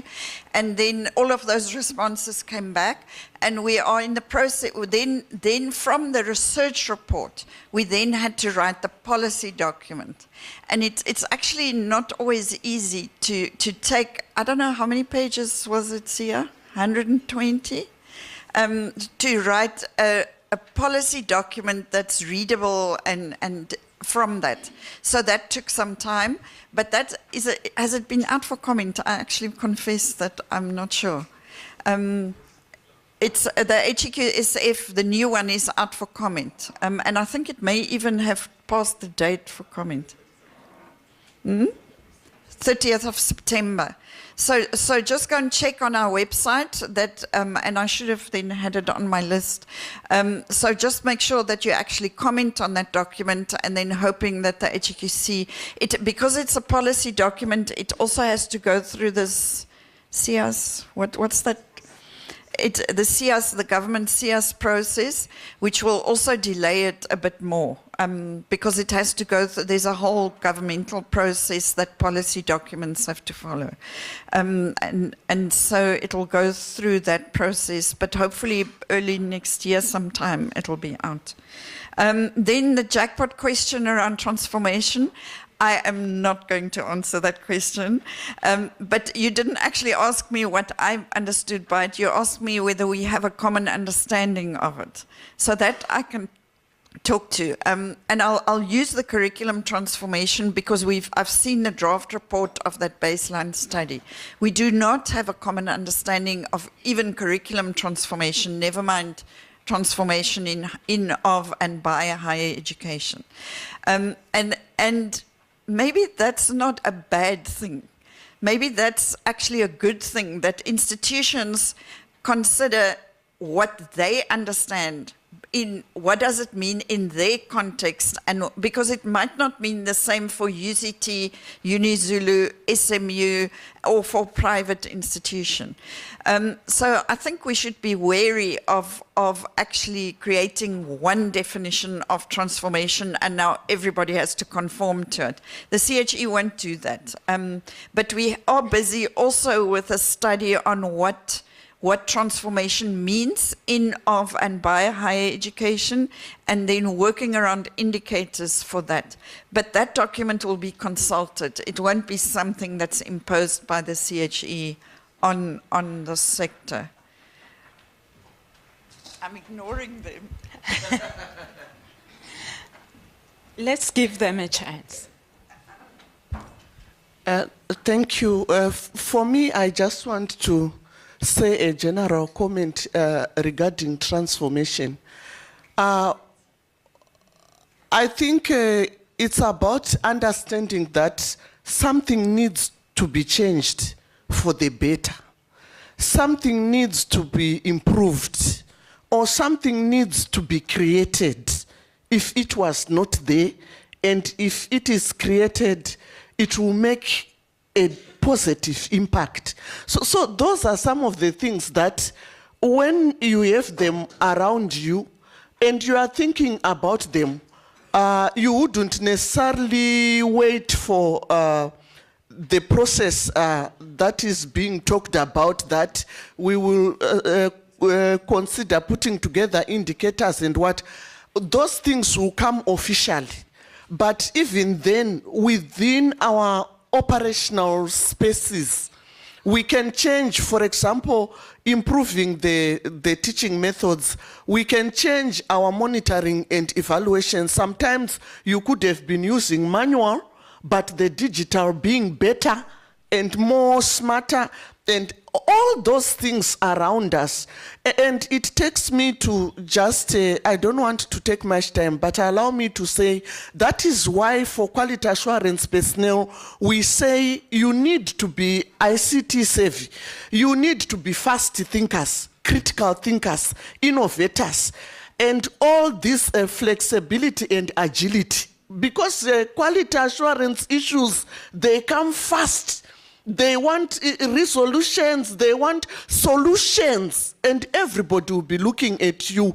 And so as much as possible, let's also try and see those changes, those initiatives that we need to do in order to make things happen and to improve the situation. Thank you. Thank you, Dr. Makoko. I'm not going to go there also. I think we talk of transformation in all its manifestations, in all the spaces, and I leave it there. Actually, I forgot about the HEQF review, and now we're talking the NQF review.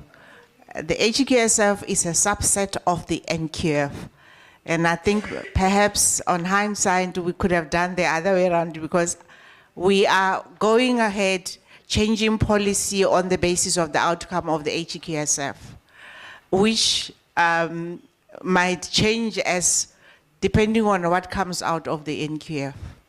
Yeah, but it's just a reflection that we could have done better, but it's done anyway. Just a reminder, because the bigger one is the NQF. What the NQF dictates what the HEQF should look like, but we did it, the thing, never mind, it's done. Your comments, please, Doc. I'll be quick, don't worry. Maybe, and I could have said that, but thanks for kind of reminding me. One of the reasons why we've kept the HEQF back now a little bit is because we need to see what the NQF review says. Because otherwise we have to review it again. So rather just hang on a bit. And the CHE started first, reviewing, and then the NQF. So as you say, we could have done better, and we are working together better now than we were at that point. So the idea is also to align it so that we don't put out a new HEQF there and then 6 months later the NQF comes and we have to review it again. So there's that. I'm just going to briefly comment on Violet's comment. I think it needs to be said now, so I'm going to be the one saying it, that there's transformation in all sorts of general ways, like you have mentioned, and we appreciate that is an understanding. But in South Africa, we have a very specific view on transformation. We come from a history that needs changing, and there's still a lot that hasn't changed, or that hasn't changed enough, or that has changed in a way that has even maybe reinforced some of the things that were wrong before.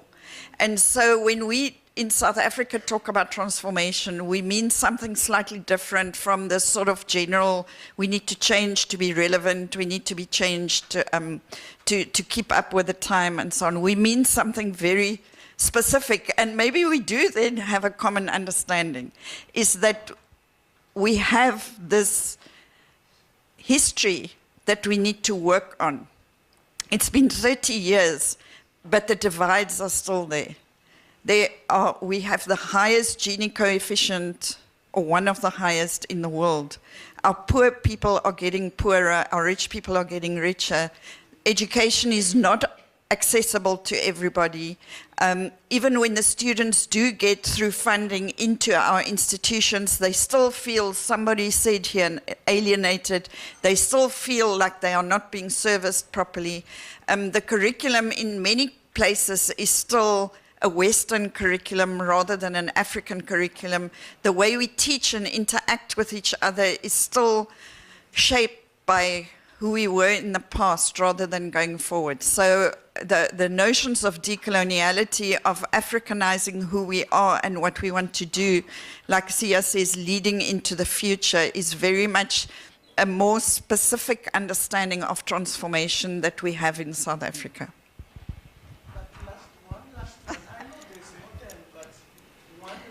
There is no time. Can I please ask you to engage Dr. Zawada during tea break? Colleagues, thank you very much to the two regulatory institutes that have shared their presentations with us. The key word for me is the research, and researching what we are doing, and as quality practitioners, for us to be informed by research in what we want to see in the future in our space. So let's give Dr. Zawada a round of applause. Thank you once more, and now I'm going to call upon Dr. My apologies. I will continue giving a wrong title because it's still new, but we'll get used to it. Professor Makaula, can I call upon you to come and give us a way forward and succession of the HEQAF?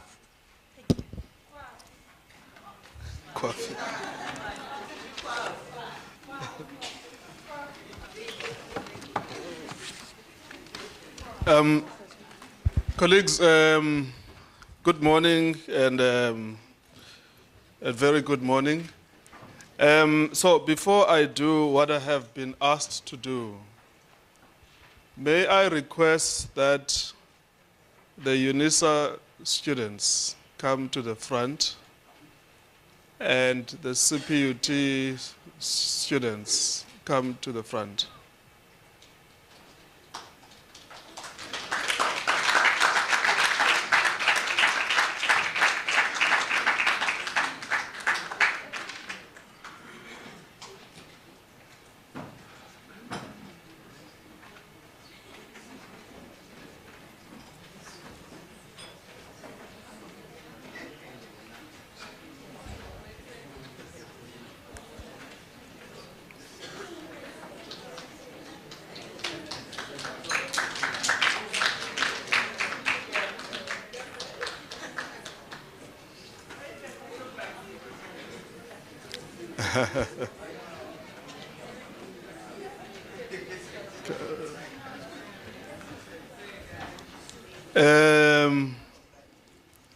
Colleagues, you know, when we talk about student engagement in quality assurance, this is what we mean.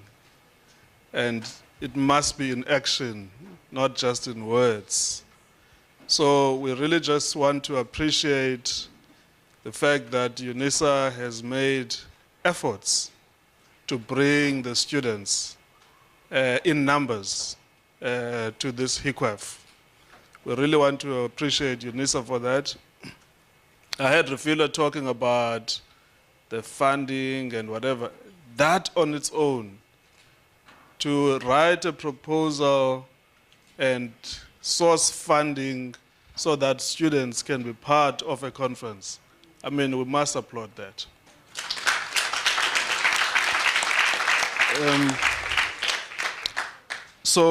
And also, I mean, they were participating. I mean, you engaged with them, you know, in a number of roundtable discussions. So we really, truly appreciate that.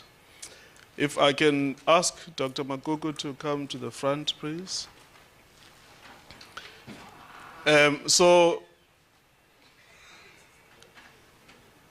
You know, she's so conscious about PR.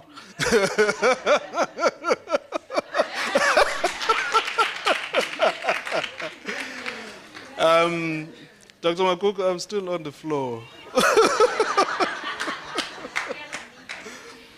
So Dr. Makuku kindly donated trophies, 2 trophies for us.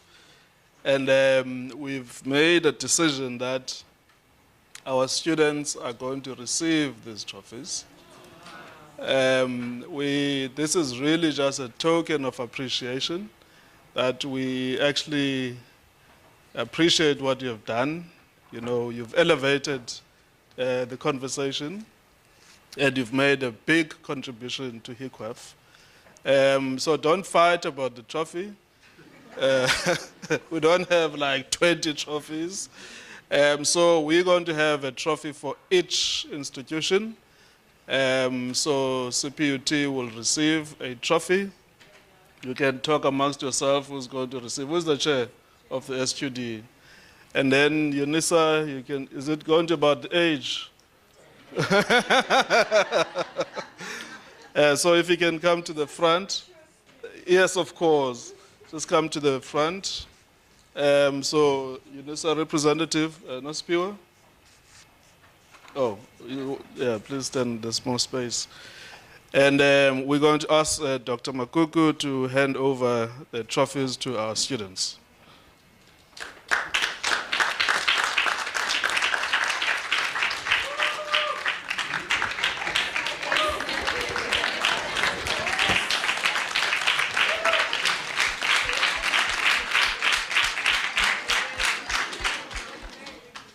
Thank you so much, colleagues. Thank you so much. Thank you so much. Yes, Dr. Zawada. She's just reminding us that private institutions, please. Where is Dr. Yube? We need those students. We need them here. Well, we need them in UNISA next year. All right, colleagues. So I think we said a lot yesterday about the way forward, where we want to take sort of HEQAF, and the fact that UNISA is hosting next year. Well, they haven't decided whether they're going to invite us to co-host with them or not, but they are hosting next year.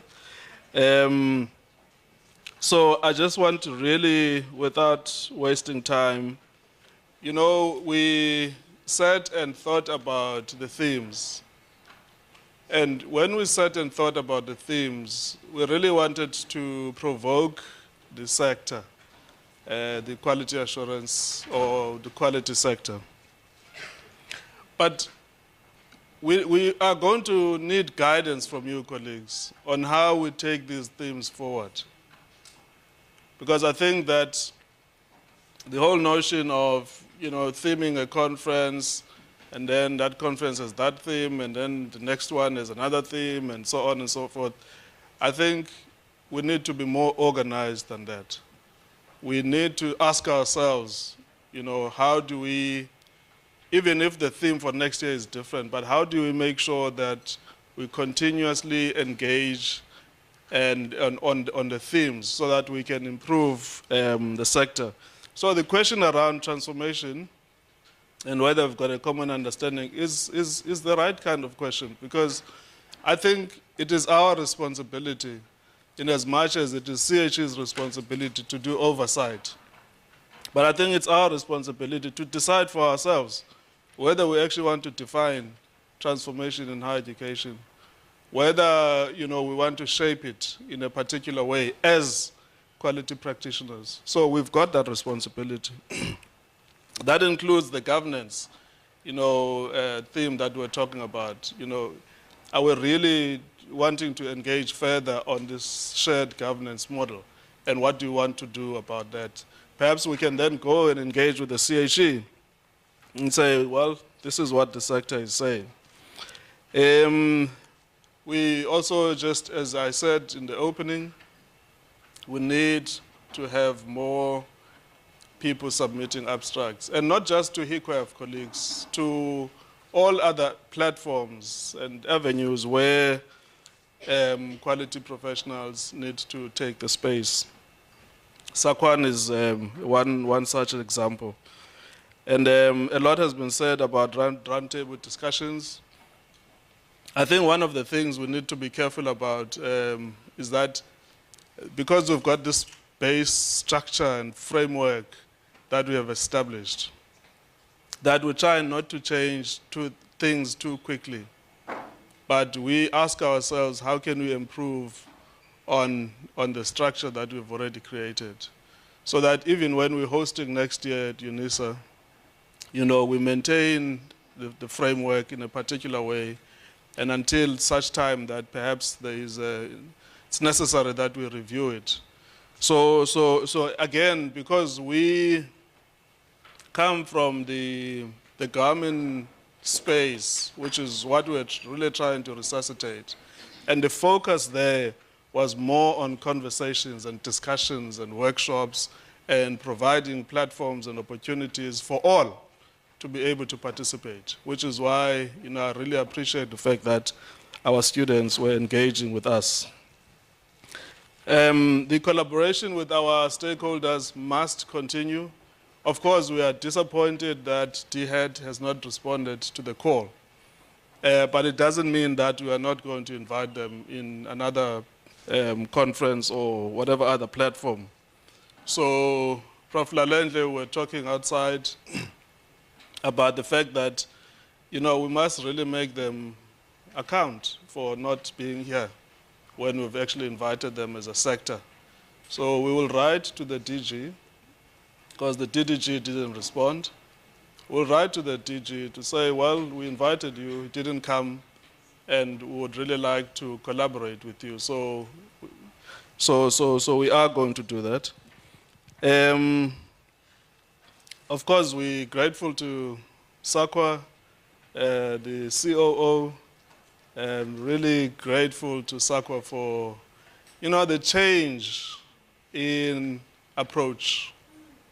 We can, well, go for it. So we can really feel and touch SAQA now.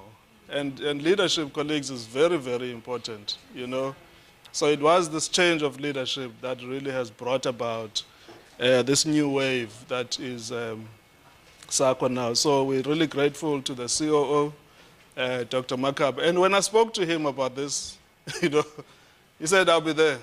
In fact, we are going to be there, And then he brought his team. And of course, the issue around the NQF review is an important one. And so I chair the work stream on the quality assurance, the burdensomeness of the quality assurance system.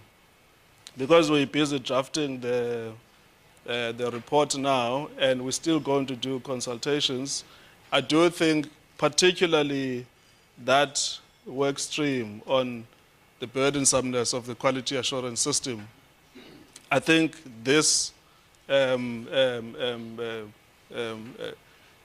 HEQAF needs to take charge and ensure that we contribute to that particular aspect, even in the entire NQF report. But that one specifically, I think we need to do something about it. Then the CHE, we really want to thank Dr. Green for agreeing for the CHE to participate. We asked Britta to participate as a speaker, and we asked Dr. Green to participate as the CHE, but unfortunately he wasn't able to come. But at least he respected us by sending an email to us to say, well, I'm apologizing, but Dr. Zawada will speak on behalf of the CHE. And of course, the issue around the Sakwan Journal, I think let's have a conversation. Next week, is it next week? We are in Zambia with Sakwan. Perhaps we can have a side meeting there and see how we can approach a potential collaboration between ourselves and Sakwan, and then of course, particularly on the issue around the journal. I'm not going to say much about the HEQSF. I think a lot has been said there. So colleagues, this is really just to say thank you. Professor Driki, who is the executive director, was supposed to be here, and unfortunately her and the VC are held up in some meeting, and she did ask that our director for human capital thank you on behalf of CPUT. So I'm going to call Ms. Komoy to come and give a word of thanks from CPUT perspective. And then, of course, Prof. Lalendle. Gugu and Ernestina, if you can please be ready to make the announcement about the tours and everything else. Thank you, colleagues.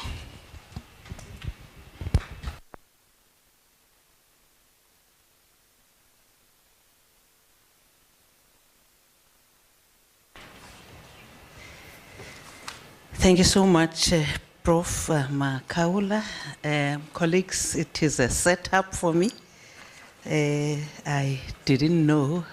I was just caught off guard from human capital. I always say I'm not a quality person. I'm from human capital. My name is Ngediwe, and my surname is Gomoi. I am from human capital here at CPUT. I'm going to just speak on behalf of the executive management of CPUT, as Prof has already said. Just want to, for me, it's just the vote of thanks, colleagues. I want to first thank the hosts of this baby, Kwafi, as was named yesterday, both from CPUT and from UNISA, led by Prof. Makaula and Prof. Alalendle, and the teams. Colleagues, thank you so much for hosting this wonderful event. It is my first time from Human Capital to be with quality people in this forum or in this fashion. I am a member of the Institutional Quality Forum in CPUT, and we always think that they are policing us. But I think for me, I have learned a lot in this engagement and event, and it was a very prestigious event. Thank you to the hosts for coordinating such an event for everyone that is here.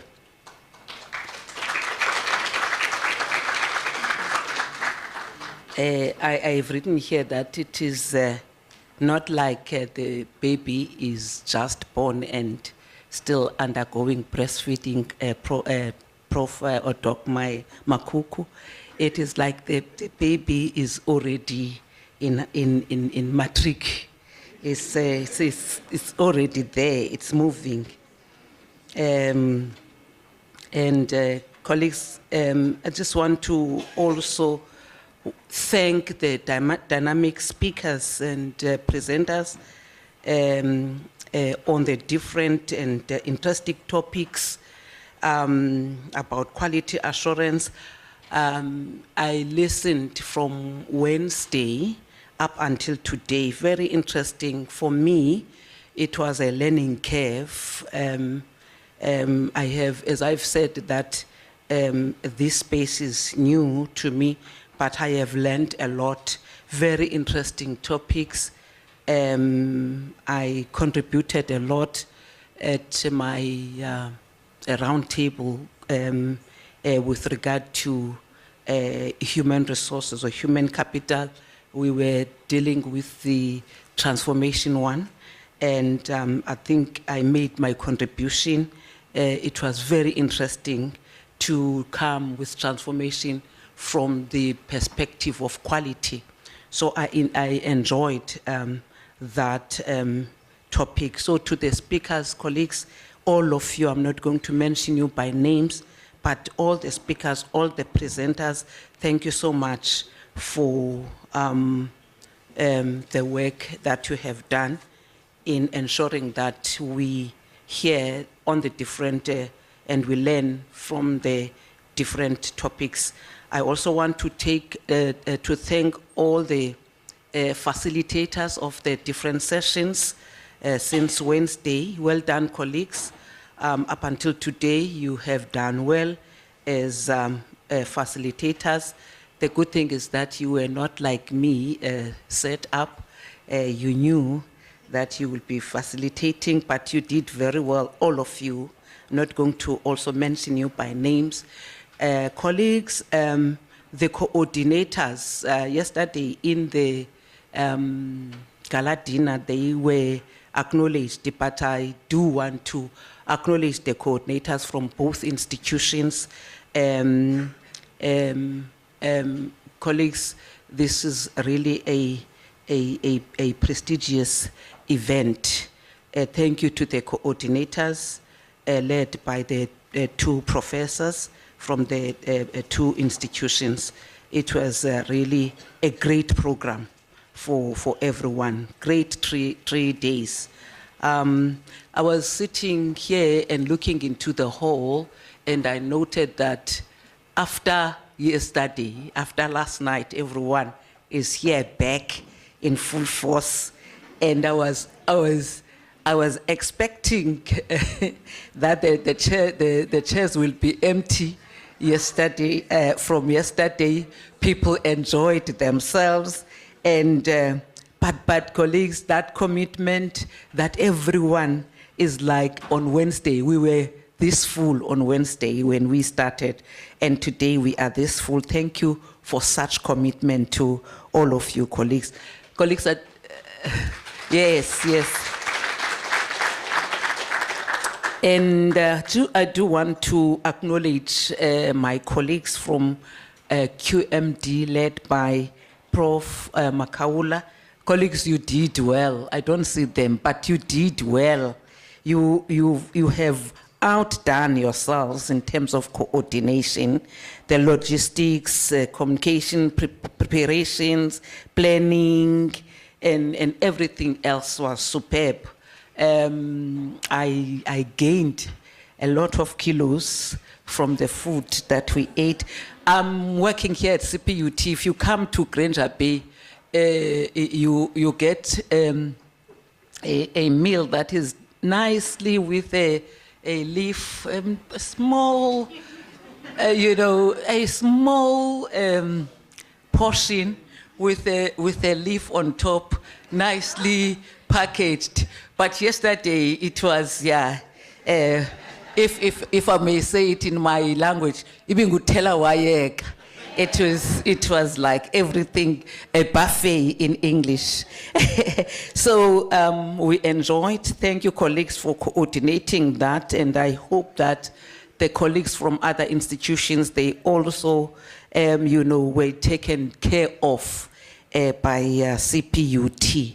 Colleagues, let me thank all the delegates from all the institutions that are here, including private institutions. I hear that there are private institutions here present, but I want to thank all of you, colleagues. I guess, and I do think that Prof. Makaula and Prof. Lalendle, I don't see him, is going to be bigger next year from a start of such a launch of a new forum and being well attended like this. I guess next year is going to be much more bigger than this.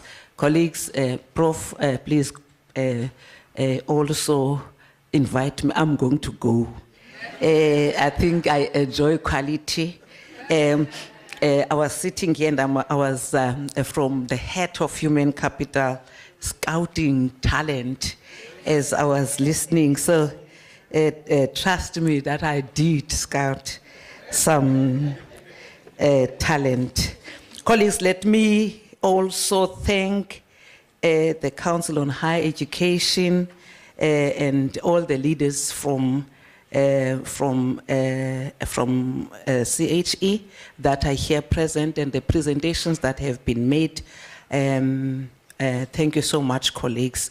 Also, I would like to thank SACA, Dr. Makafola, and some leaders that are coming from SACA, and colleagues, all colleagues.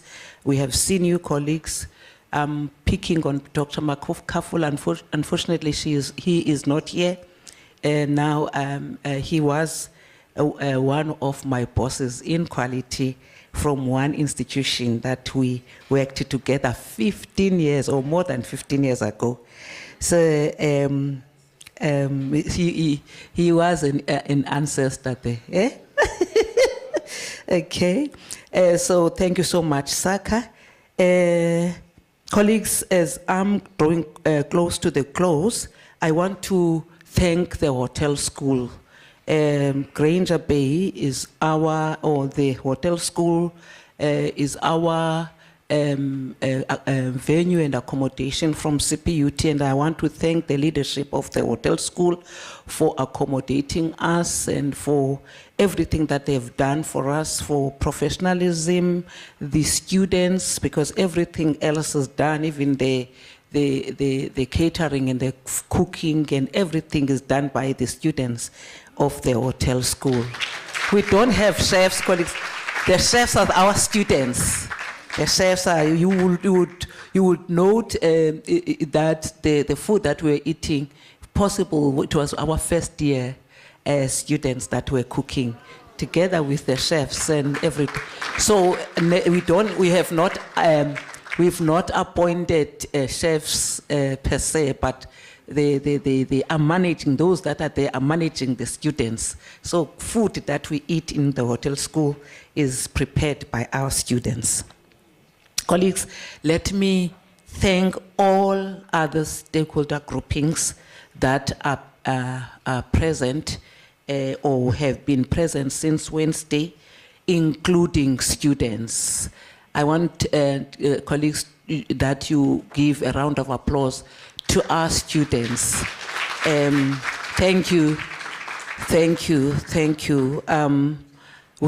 As I said, we are scouting talent. Even the institutions that are here have been scouting talent, colleagues in here. Thank you so much for your commitment, and thank you for your interest into learning, because this is a learning curve. Thank you so much for everything. Is there anything that or someone that I think I've done all that I was asked to do on a short notice. Colleagues, I hope that you did enjoy Cape Town generally. Cape Town generally is a very nice province. And I think you also enjoyed the weather for the past 3 days. We're coming from, very bad weather, floods and everything, but at least when you came to CPUT, the weather was fine and everything else was okay. Thank you so much, colleagues, for everything.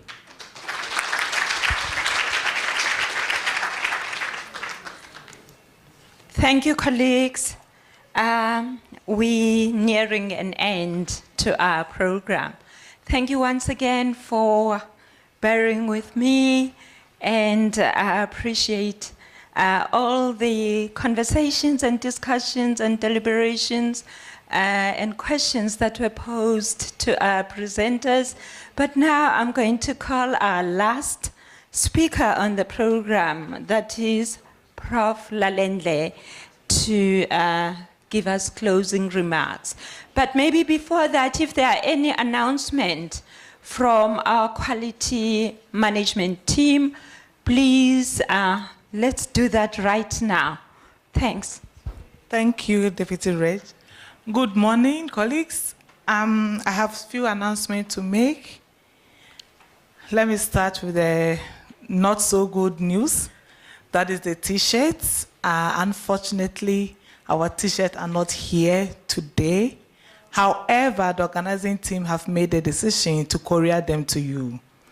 So, yes. So, we will communicate with you in that regard. Please respond to your emails. And, yes, let's take that forward. Thank you so much for that. Also, we're going on sightseeing. We want to tour Cape Town. We're going on both red and blue routes. So we have 3 buses hired for you. So please don't rush. You will have a space to sit. And we want you to be comfortable and enjoy the mother city. The second thing is that we've also thought about those who are here with their luggage. So we don't want you to go to the red buses with your luggage with you. So we have organized a venue for you that you could keep it. So please, if you have your luggage here and you want to keep it, don't worry. We will sort you out. Thank you. And then also those who have not signed yet, we kindly request that you do us the honor to sign before you leave. Lastly, we will try and send you the presentations from the various speakers. Thank you, colleagues.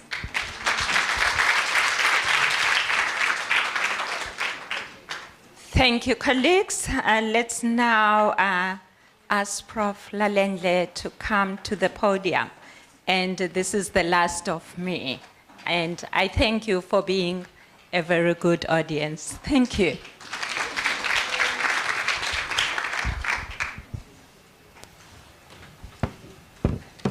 Thank you, Program Director. I guess we should clap for her for running a program up to this point. As I was standing just there at the back, and the last speaker said she did not see me, I was wondering, I was standing so that she can see me, but she did not see me. But she ate all my cheese, because if you look at the program, I was supposed to do a vote of thanks. Therefore, I woke up preparing to do a vote of thanks, and now my co-host is telling me that I must do closing remarks.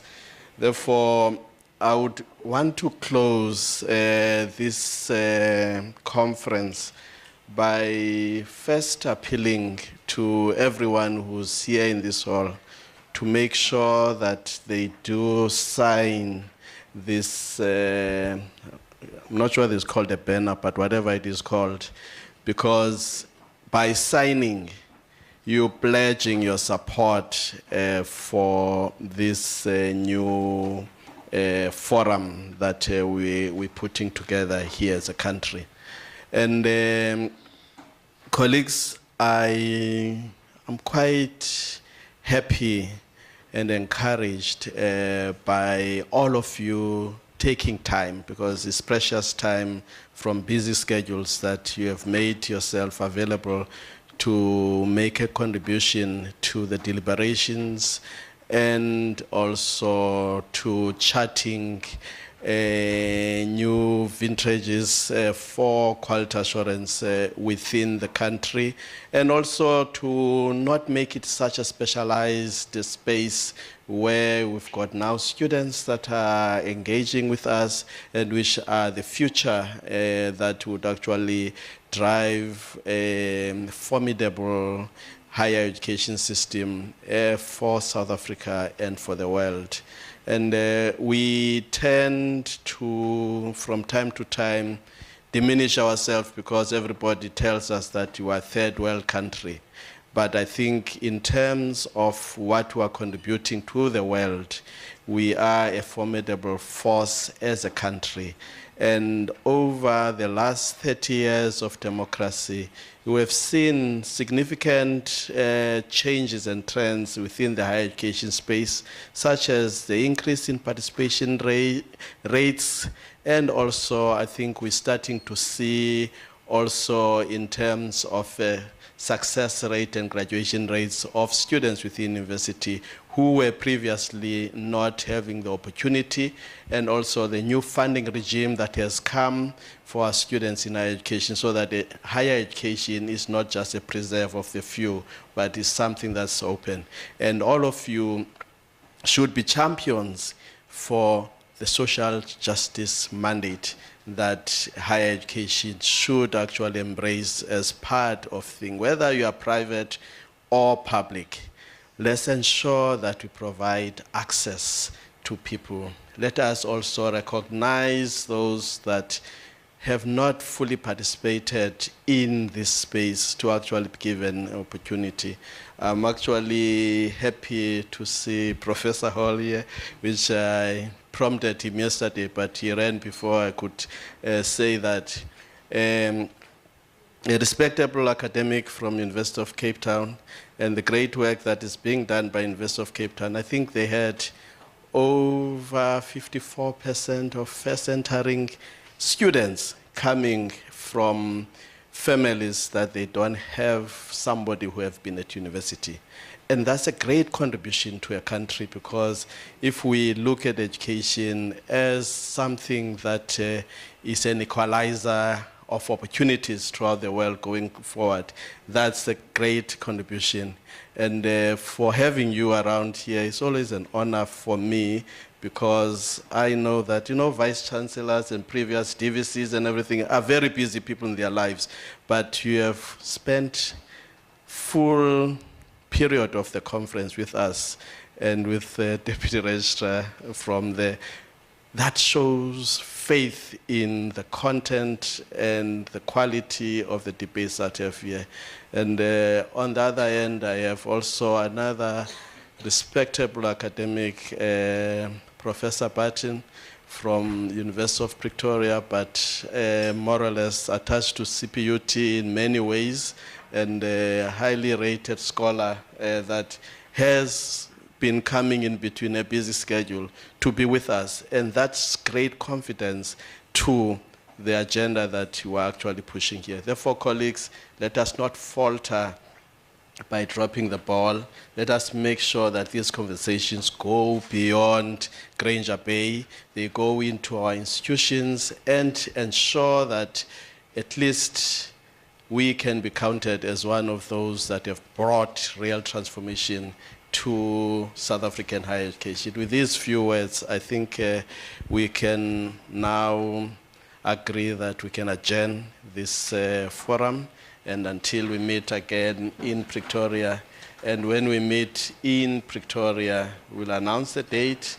And I think also I want to really make firm commitments so that these things are known.